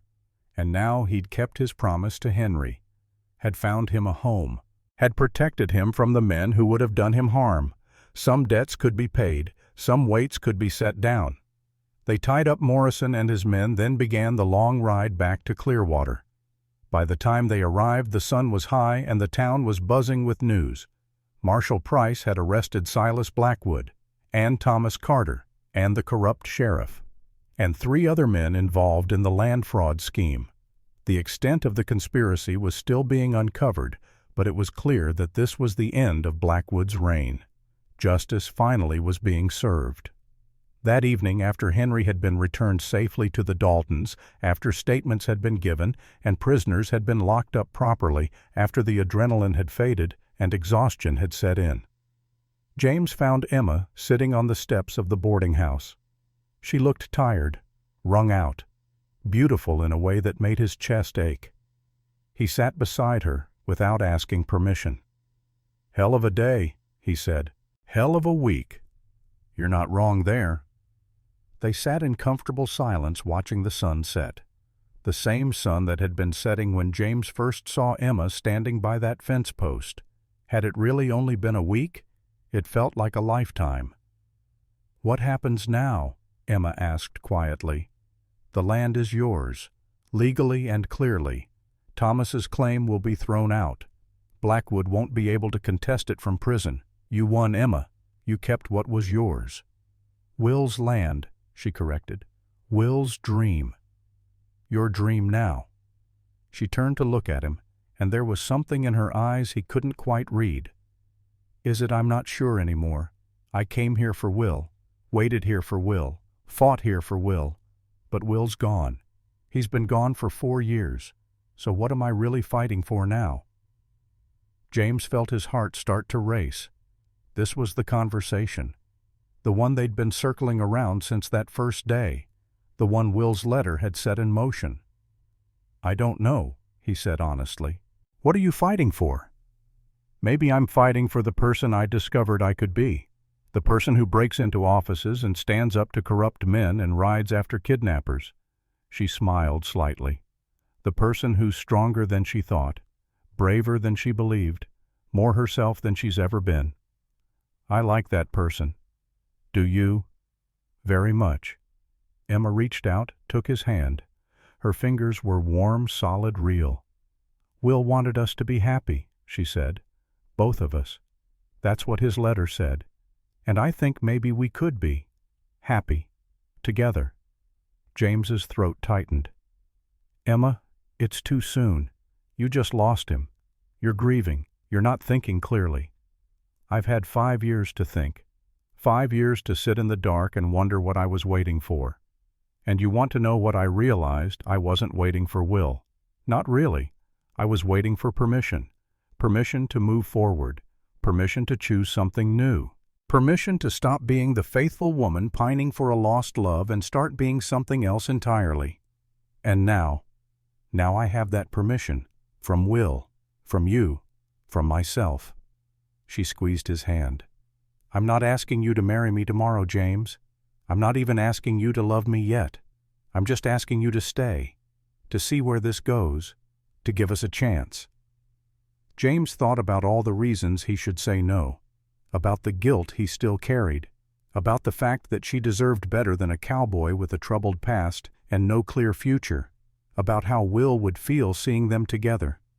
But then he thought about Will's letter, about the blessing given by a dying man who loved them both, about the way Emma looked with fire in her eyes, about how it felt when she smiled at him, when she trusted him, when she stood beside him, ready to fight the world. He thought about what Jake had said that first night, about setting down weights that were too heavy to carry. Maybe it was time. Maybe he'd mourned long enough. Maybe Will was right, and the best way to honor the dead was to live.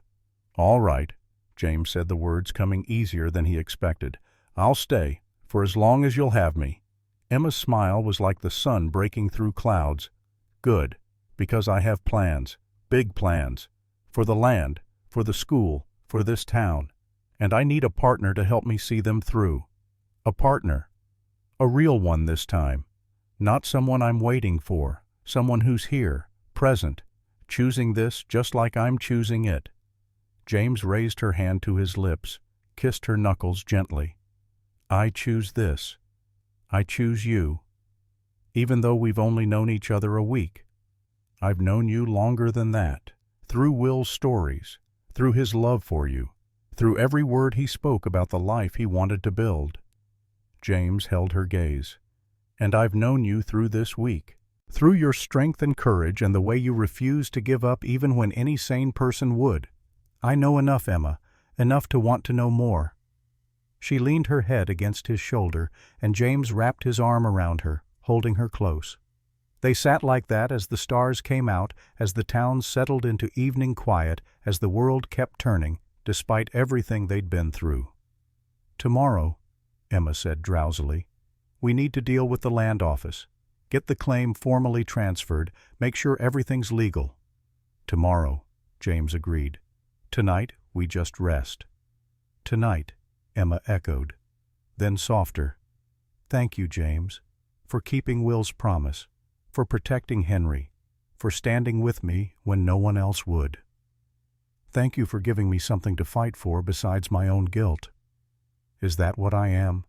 Something to fight for?" James thought about that, about how it had felt to charge into that canyon knowing Henry was in danger, about the terror he'd felt when Emma was arrested, about the way his heart raced every time she smiled. "No," he said finally, "you're something to live for. That's different. That's better."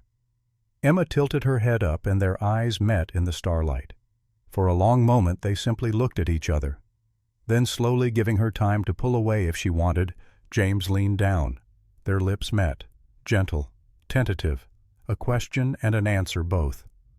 Emma's hand came up to cup his cheek, and she kissed him back with a certainty that took his breath away. When they parted, both were smiling. "Too soon?" James asked. "Perfect timing," Emma replied. Somewhere in the distance an owl called. A horse nickered. The normal sounds of life continuing. And in that moment, sitting on boarding house steps with Emma warm in his arms, James felt something he hadn't felt in 4 years. Peace. The makeshift courtroom was packed. Every chair in Clearwater's church had been filled by dawn, with townspeople standing in the aisles and crowding the doorway. This wasn't just a hearing about land claims anymore. This was about justice, about whether corrupt men could steal from honest families and walk away unpunished, about whether the law meant anything on the frontier, or if it was just another tool for the powerful to use against the weak. James stood at the back, watching Emma sit at the front table with Marshall Price and the territorial judge who'd arrived from Cheyenne the night before. Judge Morrison, no relation to Frank, was a stern-looking man in his 60s with iron-gray hair and eyes that had seen every trick in the book. He'd made his reputation cleaning up corruption in mining camps. If anyone could cut through Blackwood's lies, it was him. Silas Blackwood sat across the aisle, flanked by his Denver lawyer. Even in chains, even facing prison, Blackwood maintained his veneer of respectability. Expensive suit pressed crisp, hair perfectly combed, expression calm and confident. He looked like a man who still believed he'd walk out of here a free man. He was wrong. Thomas Carter sat beside him, considerably less composed. The fake brother's hands shook as he shuffled papers, and sweat beaded his forehead despite the cool morning air. Frank Morrison wasn't present. He'd been transferred to a federal prison after his capture, facing charges in multiple territories. The marshal had made it clear Morrison would never see freedom again. The judge banged his gavel, and silence fell like a curtain dropping. "This hearing will come to order. We're here to address multiple matters. First, the question of land ownership regarding the claim filed by William Carter in 1872. Second, charges of fraud, theft, and conspiracy against Silas Blackwood and Thomas Carter. Third, broader questions about land deals conducted in this territory over the past 5 years. Judge Morrison's gaze swept the room. This court is interested in truth, not theater. Anyone who wishes to testify will be heard, but keep your statements factual. No speculation, no gossip. Understood. A murmur of assent rippled through the crowd. Marshal Price, present your case. Price stood, a sheaf of documents in hand. What followed was 3 hours of meticulous evidence. The hidden ledgers from Blackwood's office. Testimony from miners who'd worked claims Blackwood had stolen. Bank records showing suspicious transactions. Letters proving Thomas Carter was a known con man with warrants in Colorado, Kansas, and Montana. The case was damning, overwhelming, undeniable. But Blackwood's lawyer was good. Expensive lawyers usually were. Your Honor, my client admits that certain business practices may have appeared irregular. However, in the chaotic world of frontier land claims, some flexibility is necessary. Mr. Blackwood provided valuable services to this community. He helped families liquidate assets they couldn't manage. He brought investment and prosperity to Clearwater. Should he be punished for being successful? He should be punished for being a thief, Emma said clearly from her seat. The judge raised an eyebrow. Miss Hayes, you'll have your turn to speak. Until then, please remain silent. Emma nodded, but James saw the fire in her eyes. She was holding back a storm, and when it was finally unleashed, it would be devastating. The lawyer continued his defense, painting Blackwood as a misunderstood businessman, a victim of jealous rivals and hysterical accusations. It was masterful in its way. James had seen guilty men walk free on weaker arguments. Then the judge called Emma to testify. She stood, smoothed her skirts, and walked to the witness chair with her head held high. James felt his heart swell with pride. This was Emma at her finest. Not waiting anymore, not hoping, acting, fighting, claiming her place in the world. Miss Hayes, the judge said, tell us about your connection to William Carter and the land claim in question. Emma's voice was steady as she explained.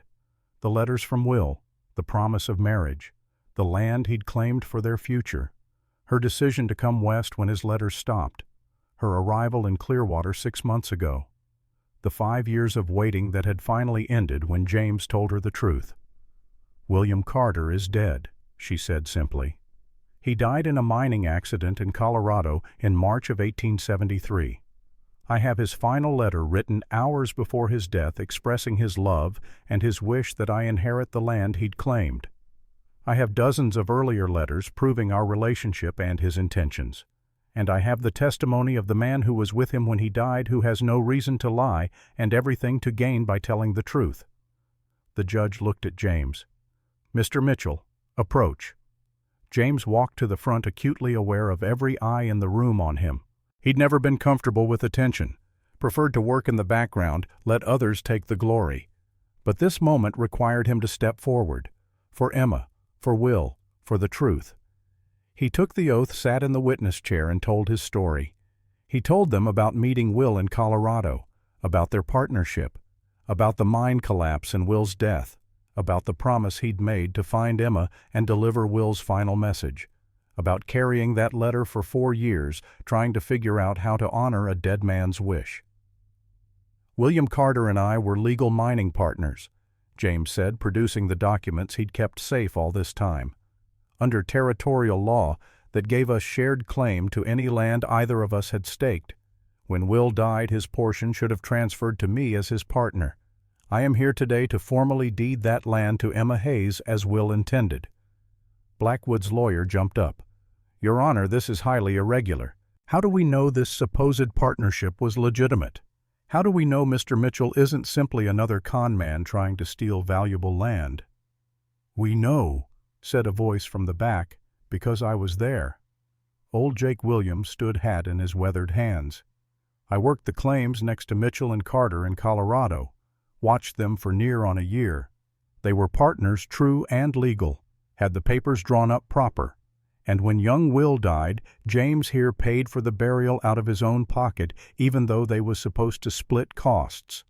That's the kind of man James Mitchell is, the kind who honors his debts and keeps his promises even when it costs him. Another voice spoke up, Mrs. Henderson, the mercantile owner's wife.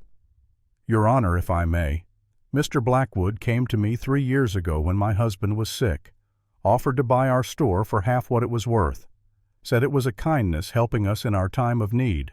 But it wasn't kindness, it was predation. He was trying to steal our livelihood when we were vulnerable. We refused barely, but I've seen him do it to others who didn't have the strength to fight back. More people stood. More voices joined. The Peterson widow who'd lost her claim to Blackwood. The Martinez family who'd been driven off land they'd worked for a decade. The widow Chang, whose husband had died in a suspicious mining accident right before Blackwood bought their claim for pennies. The stories poured out like water from a burst dam. Years of accumulated grievances. Families destroyed. Lives ruined. All so one man could build an empire on stolen dreams. Blackwood's face had gone from confident to pale to sickly gray. His lawyer tried to object, tried to stop the flood of testimony, but the judge waved him silent. I've heard enough, Judge Morrison said finally. Mr. Blackwood, stand. Blackwood rose on shaking legs. Silas Blackwood, I find you guilty of fraud, theft, conspiracy, and abuse of public office. You have corrupted the very institutions meant to protect people from men like you. You have stolen from widows and orphans. You have used your position to enrich yourself at the expense of those you were supposed to serve. The judge's voice was cold as winter. I sentence you to 10 years hard labor at the territorial prison. All properties and assets acquired through fraudulent means are hereby forfeit and will be returned to their rightful owners. You are a disgrace to the law and to decent society. Take him away. The marshal moved forward, but Blackwood wasn't finished. He lunged suddenly not at the marshal, but at Emma. This is your fault, he screamed, spittle flying. You Eastern bitch. You couldn't just accept your place, had to stir up trouble, had to ruin everything. He reached for her hands, grasping. James was already moving, crossing the distance in 3 long strides. He caught Blackwood's wrist twisted, sent the man sprawling to the floor. Touch her, James said quietly, his voice carrying through the silent church, and prison will be a mercy compared to what I do to you. Blackwood looked up at him, and for the first time James saw real fear in those calculating eyes. The fear of a man who'd finally pushed too far and found someone willing to push back harder. The marshal hauled Blackwood to his feet and dragged him out. Thomas Carter followed, weeping and babbling about how it wasn't his fault, how Blackwood had made him do it, how he deserved mercy. He received none. The judge turned his attention back to Emma and James. Miss Hayes, Mr. Mitchell, the land claim filed by William Carter is hereby recognized as legitimate. Mr. Mitchell's partnership documents are accepted as legal proof of shared ownership. The transfer of deed to Miss Hayes is approved. The land is yours, Miss Hayes, free and clear of any challenges. Emma's hand found James's, squeezing tight. He squeezed back, feeling the weight of 4 years finally lift from his shoulders. Furthermore, the judge continued, I'm ordering a full investigation into every land transaction Silas Blackwood conducted in this territory. Families who were cheated will have their property restored. Those who cannot be compensated with land will receive monetary damages from Blackwood's seized assets. Justice, while delayed, will be served. The courtroom erupted in cheers. People stood applauding, crying, embracing. James saw Mrs. Henderson hugging the Peterson widow, saw the Martinez family on their knees thanking God, saw Reverend Halloway with tears streaming down his face. He saw Emma, beautiful and strong and victorious, turning to him with joy in her eyes. We won, she whispered. You won, James corrected. I just helped. No, we won, together. She kissed him right there in front of everyone, and James didn't care who saw. Didn't care about propriety or what people might think. He just kissed her back, pouring 4 years of grief and guilt and slowly growing hope into that kiss. When they finally parted, the church was still cheering. The town threw a celebration that night that would be talked about for years. Someone dragged a piano out of the saloon and set it up in the street. Someone else brought out a fiddle. Tables appeared loaded with food, families contributing what they could. Lanterns were strung between buildings, casting warm light over everything. Children ran wild, drunk on excitement and the rare permission to stay up late. Adults danced and laughed and told stories about the day corrupt men finally faced justice. James stood at the edge of it all, watching Emma dance with Henry. The boy's face was alight with happiness, his earlier trauma already beginning to heal. The Daltons had finalized the adoption papers that afternoon, making Henry legally theirs. A family restored, a child saved, another promise kept. "Hell of a thing you did," Jake said, appearing at James's elbow with 2 glasses of whiskey. He handed one to James. 4 years you carried that guilt. 4 years you punished yourself for an accident that wasn't your fault. But you're free now, aren't you? Finally let yourself off the hook. James took a sip of whiskey, letting the burn ground him. "I'm getting there. Still feels strange, like I should be doing something, carrying something, fighting something." "That's because you've spent so long at war, you forgot what peace feels like." Jake gestured at the celebration. "This is peace. This is what you fought for. Try to enjoy it." "I'm trying." "Try harder." Jake grinned. "Besides, you've got a new battle ahead of you. That woman's going to marry you, you know, and marriage is the longest campaign a man ever fights." James felt his ears go hot. "We haven't talked about marriage." "You will. She's already got that look. The look women get when they've decided something and are just waiting for the man to catch up." Jake clapped him on the shoulder. "My advice, don't make her wait too long. She's done enough waiting in her life." Emma caught sight of them and waved Henry over. The 3 of them approached Emma's face flushed from dancing, Henry chattering excitedly about the new horse Mr. Dalton had promised him.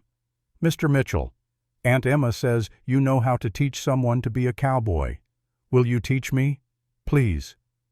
James looked at Emma, saw her encouraging smile, looked back at Henry's eager face. "Tell you what, partner, once you're settled proper with the Daltons, once you've learned all your letters and numbers with Aunt Emma here, then we'll talk about cowboy lessons." "Deal." "Deal." Henry stuck out his hand for a solemn shake. As the boy ran off to tell the Daltons about his future cowboy career, Emma moved closer to James. "Aunt Emma. He started calling me that this afternoon. Hope you don't mind." "Why would I mind?" "Because it implies certain things. About us. About the future." James looked down at her, this woman who'd upended his life in the space of a week, who'd shown him that duty and love weren't opposites, that honoring the dead meant living fully, that second chances existed if you were brave enough to take them. "Emma Hayes," he said quietly, aware of Jake making himself scarce with uncharacteristic tact. "I need to tell you something." "That sounds serious." "It is." James took a breath. "I came to Clearwater to keep a promise, to deliver a message, to set down a weight I'd carried too long. I expected to do that and leave, move on, find the next cattle drive or scouting job or whatever would keep me busy enough not to think. But I met you, and you were nothing like I expected, nothing like Will described. You were stronger, braver, more real than any story could capture. And somewhere between that first day at the fence post and today in that courtroom, I stopped wanting to leave." Emma's eyes had gone bright. "What are you saying, James?" "I'm saying I love you." The words came easier than he'd imagined. Natural, right. "I love your strength and your stubbornness and the way you refuse to back down even when you probably should. I love that you pick locks and ride horses and stand up to corrupt men. I love that you're kind to children and brave in the face of danger and somehow manage to be dignified even when you're covered in soot from a fire." "James." "I'm not asking for anything," he continued quickly. "I know it's too soon. I know you need time to grieve Will properly. I know I'm just a cowboy with no prospects beyond whatever work I can find. But I wanted you to know, before anything else happens, before life gets complicated again. I love you, Emma, and whatever you need, whatever time you need, I'll wait."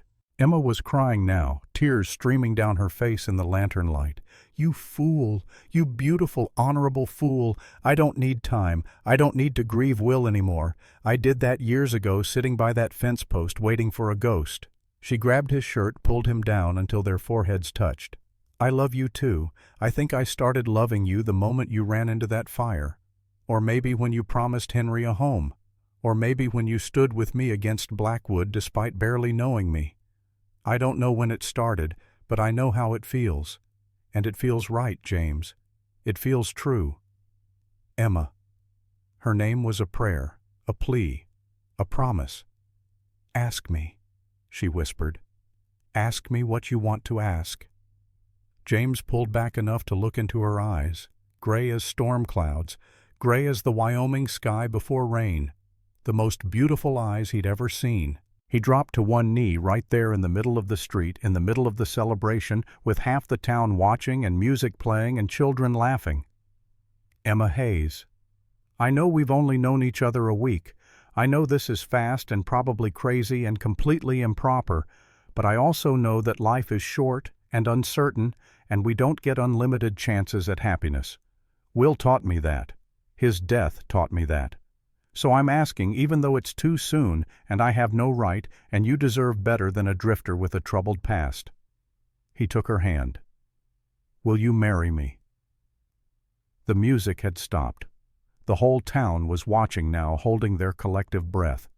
Emma looked down at him, love and joy and certainty shining in her face. "Yes," she said clearly. "Absolutely yes. I'll marry you, James Mitchell, today if you'll have me. Tomorrow if we must. But yes, always, yes." James stood, swept her into his arms and kissed her while the town erupted in cheers. Someone started the music again. Someone else fired a gun into the air in celebration, and everyone pressed forward to offer congratulations. Jake was grinning like a fool. "Told you she'd marry you." "You're insufferable," James said. "I'm right. There's a difference." Reverend Halloway pushed through the crowd. "I can perform the ceremony next Sunday if you'd like. Give you time to prepare properly, make arrangements." Emma and James looked at each other. A whole conversation passed in that glance. Why wait? Why waste another day? They'd both done enough waiting. "Actually," Emma said, "could you do it this Sunday? This coming Sunday? 3 days from now?" The Reverend blinked. "Well, I suppose, if you're certain, it's rather rushed." "We're certain," James said firmly. "Very certain." "Then Sunday it is. I'll make the arrangements." The celebration continued late into the night. James danced with Emma until his feet hurt, accepted congratulations from people he'd never met, drank toasts to love and justice and second chances, and through it all he felt something he hadn't felt in 4 years, joy, pure, uncomplicated joy. Later, walking Emma back to the boarding house under stars that seemed brighter than usual, she said, "We should go to the fence post, tomorrow, before the wedding. There's something I want to do there."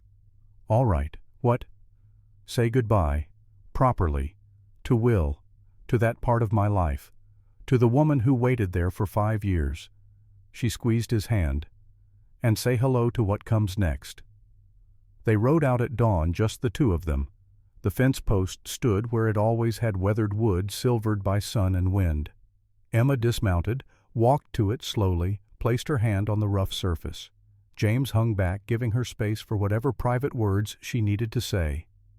"Will," Emma said softly, "I hope wherever you are, you can see this. See us. I hope you know I loved you. That I waited because that love was real, even if it was based on the boy you were before the war rather than the man you became. I hope you know I don't blame you for not coming back, for not being able to heal the wounds that battle left. You did the best you could with what you had." She paused, gathering her thoughts. "James tells me you wanted us to be happy, that you gave him permission, even orders, to love me. I want you to know he resisted, fought it hard, carried guilt like chains because he thought loving me would betray you. But I think you were wiser than either of us gave you credit for. You knew James, knew me, knew we'd be good for each other, and you were right." The morning breeze stirred her hair. James watched her, this strong woman saying goodbye to her past, and felt his love for her deepen impossibly further. "So I'm letting you go now," Emma continued, "releasing you from promises made when we were both different people. Your free will. Free from my expectations and my dreams and my 5 years of waiting. Rest now. You've earned it." She pressed her forehead against the post for a long moment. Then she straightened, turned to James with clear eyes. "Your turn." James approached one hand on the fence post that had loomed so large in this story. He thought about what to say, how to put 4 years of guilt and grief and slowly earned redemption into words. "Will, brother," his voice came out rough, "I tried to save you, want you to know that. Tried as hard as I could. And when I couldn't, when you died in my arms, I made a promise. To find Emma, to tell her the truth, to honor your memory. Took me 4 years, but I kept it. Hope that counts for something." He swallowed hard. "I love her, Will. Love her fierce and true, and in a way that surprises me every damn day. And I know you said it was all right. Know you gave permission. But I needed to say it out loud here at this place where she waited so long for you. I love her, and I'll spend the rest of my life trying to be worthy of that, trying to give her the happiness you wanted her to have. That's my promise now, not to you, to her, but I figured you should know." Silence fell, broken only by birdsong and wind through grass. James felt Emma's hand slip into his. "Look," she said softly. James followed her gaze. The fence post in the slanting morning light cast a shadow that stretched across the prairie, and tucked into a gap near the top of the post, something glinted. Emma reached up, pulled out a small object. An envelope sealed with wax, protected from the elements by its placement in the wood's hollow. On the front, in Will's handwriting, "To whoever finds this." Probably Emma, knowing her stubbornness. Emma's hands trembled as she broke the seal. Inside was a single page, the handwriting shakier than in previous letters, but still unmistakably Will's. She read aloud, voice cracking with emotion. "To whoever finds this, probably Emma, knowing her stubbornness. If you're reading this, I've either succeeded in healing myself and am with you now, or I've failed and you're standing here alone. Given that you found this letter, I'm guessing the latter. Remember what I told you the day I left for war, that the best thing about the West is second chances. If you're reading this, you probably need that reminder. The land is just dirt, Emma. What matters is who you share it with. Don't waste your life on regret. Don't spend years mourning what might have been. Live, love. Choose happiness over loyalty to a dead man's memory. I'm giving you permission in case you need it. Hell, I'm ordering you. And if you find someone worthy, someone kind, someone who makes you laugh and keeps you safe and loves you like you deserve, don't let him go just because he's not me. Take the second chance. Build the life I couldn't give you. That's what I want for you, Emma. Not faithfulness to a ghost. Not years of waiting. I want you to be happy whatever form that happiness takes." The fence post was always about looking forward, not back. So look forward now. See what's coming instead of what's gone. And know that wherever I am, I'm cheering for you. With all my love for all time, but not for all your life. Move forward, Emma. Choose joy. W. Emma was crying openly now, and James found his own eyes wet. Will had known. Even before he left for Colorado, before he ever met James, before the mine collapse and his death, Will had known he might not make it back, had left this message as insurance, as permission, as blessing. "He always did think ahead," Emma said through tears. "He loved you, wanted you to be happy, even if he couldn't be the one to make you happy. And now I am, happy I mean, with you." She folded the letter carefully, tucked it into her pocket next to Will's first letter that James had carried for 4 years. "Thank you, Will, for loving me enough to let me go, for knowing what I needed before I knew it myself. Rest now. We've got it from here." They stood together in the morning light facing the future instead of the past, and James knew with a certainty that settled into his bones that this was right, all of it. The pain and the waiting and the long road that had brought them here. It was all necessary, all part of a story that was ending and beginning at the same time. Sunday dawned clear and perfect, the kind of day that made men believe in providence. The church was packed again, but this time with joy instead of judgment. Someone had decorated the simple wooden building with wildflowers and ribbons. Someone else had polished the pews until they gleamed. The piano had been moved back inside, and Mrs. Henderson's daughter practiced scales while people filed in. James stood at the front with Jake beside him as best man, wearing the cleanest shirt he owned and boots he'd actually polished. His hands were steady despite his racing heart. Then the music changed, and Emma appeared in the doorway. She wore a simple dress of cream-colored cotton, practical but beautiful. Her dark hair was loose around her shoulders for once, and she carried a bouquet of prairie flowers. She'd never looked more beautiful, not because of the dress or the flowers or even the radiant smile on her face, but because of the certainty in her eyes, the joy, the absolute lack of doubt about the step she was taking. She walked down the aisle alone, head high, choosing him with every step, and when she reached the front, when she took his hand, James felt his throat close with emotion. "You look beautiful," he whispered. "You clean up pretty well yourself, Cowboy." Reverend Halloway cleared his throat, trying not to smile. "Dearly beloved, we are gathered here today." The ceremony passed in a blur. James heard himself speak the vows, heard Emma speak hers voice clear and strong, heard the Reverend pronounce them husband and wife, and then he was kissing her, and the church was applauding, and they were married. Actually married. Emma Mitchell. It had a good sound.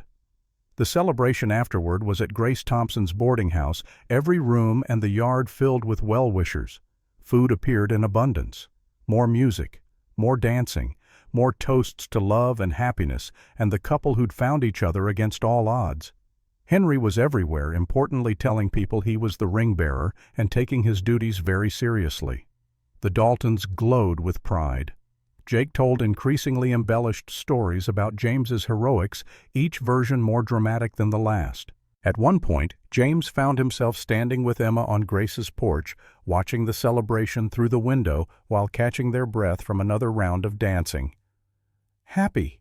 Emma asked. "More than I ever thought possible." "Good, because I have news." She took his hand, placed it on her stomach. "I'm expecting. The baby should come in early spring." James froze. "What? How we haven't even—" He stopped, cheeks burning. Emma laughed. "Not from you, you fool." "Well, not yet anyway. I mean, I'm expecting our future, our children, our life together. I'm saying I can see it all now, James, and it's beautiful." Relief and joy flooded through him. "You're terrible. I thought you meant—" "I know what you thought. Your face was priceless." She kissed him softly. "But someday soon, I hope that conversation will be for real. I want children with you, James Mitchell. Want to fill that house we're going to build with noise and chaos and love." "A house. Right. Guess I should start on that. We'll build it together. On our land, Will's land, our land. A home worthy of the second chance we've been given." They stood together watching the sunset paint the sky in shades of gold and red. In the distance, James could see the fence post standing sentinel over the prairie. Tomorrow they'd ride out there, attach a brass plaque he'd commissioned from the blacksmith, a marker to remember where waiting ended and living began. But tonight was for celebration, for joy, for the beginning of everything. 1 year later. The house stood solid and strong on the Wyoming prairie, 2 rooms completed with a third under construction. Smoke rose from the chimney. Curtains Emma had sewn hung in the windows. A garden grew near the porch, vegetables thriving in the rich soil. And beyond, cattle grazed on land that was legally, finally, irrevocably theirs. James wiped sweat from his forehead, setting down the hammer. The barn was nearly finished.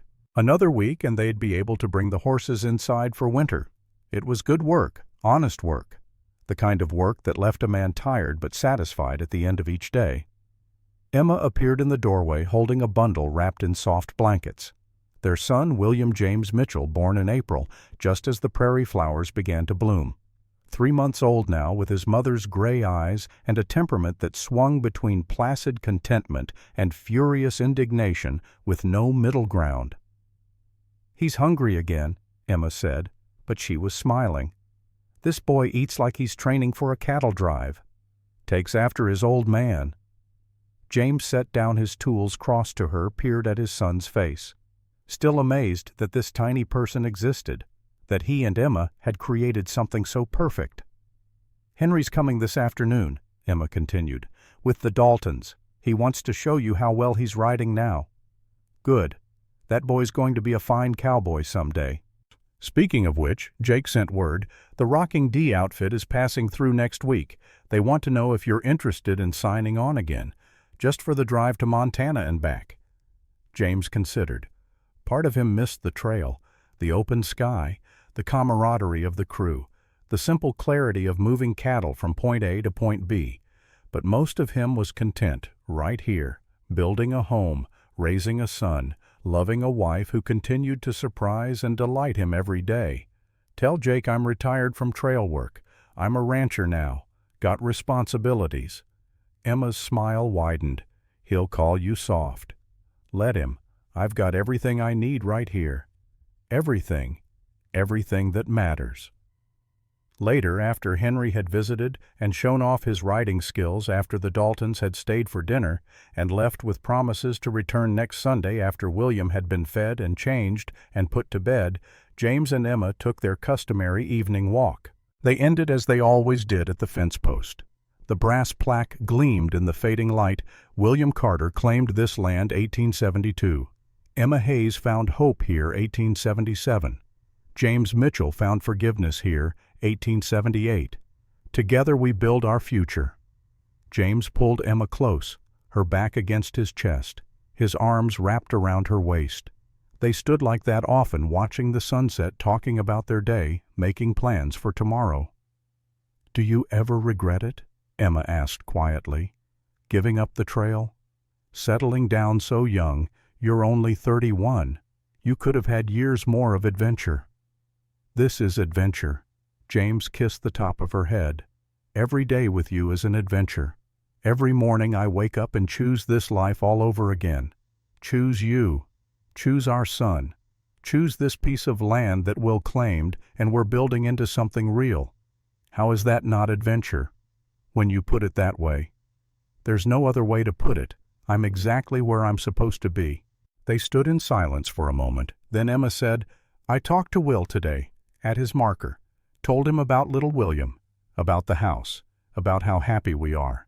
Think he can hear me?" "I think if anyone could hear you from the other side, it's Will. Man always did have excellent timing." Emma laughed. "That he did, bringing us together even after he was gone, making sure we found each other." "Making sure we found ourselves," James corrected. "We were both lost when we met. You waiting for a ghost, me running from guilt. Will's letter didn't just give us permission to love each other, it gave us permission to stop punishing ourselves, to live. And are we living?" James turned her in his arms so he could see her face. The sunset painted her features in gold, and he was struck again by how beautiful she was. Not in a delicate porcelain way, but in the way of things that had been tested and survived, tempered steel wrapped in grace. "We're living more than I ever imagined possible. We're building a home, raising a son, creating something that'll outlast us both. In 50 years, maybe 100, someone will stand on this land and see what we built, and they'll know that love and hard work and second chances can create something lasting." Emma's eyes filled with tears, the good kind. "I love you, James Mitchell, today and every day. I love you too, Emma Mitchell, more than I have words for." They kissed as the sun touched the horizon, painting the world in impossible colors. And when they finally turned back toward the house, toward the life they were building together, the fence post stood behind them. No longer a place of waiting, no longer a monument to broken promises and lost dreams. Now it was something else entirely. A beginning, a reminder, a testament to the truth that sometimes the best destinations are the ones you don't see coming. That sometimes losing what you thought you wanted leads you to what you actually need. that second chances exist for those brave enough to take them. The fence post stood witness to all of it, the waiting and the finding, the grief and the healing, the end of one story and the beginning of another. And it would stand there for decades to come, long after James and Emma were gone, long after their children and grandchildren had grown and built their own lives. A silent guardian watching over land that was claimed in hope, fought for in determination, and held in love. Some promises took years to keep, some debts took lifetimes to pay. But in the end, if you held on long enough, if you fought hard enough, if you believed in something bigger than yourself, justice came. Love won. The broken found healing. And the fence post stood marking the spot where waiting ended and living began exactly as it should. The end.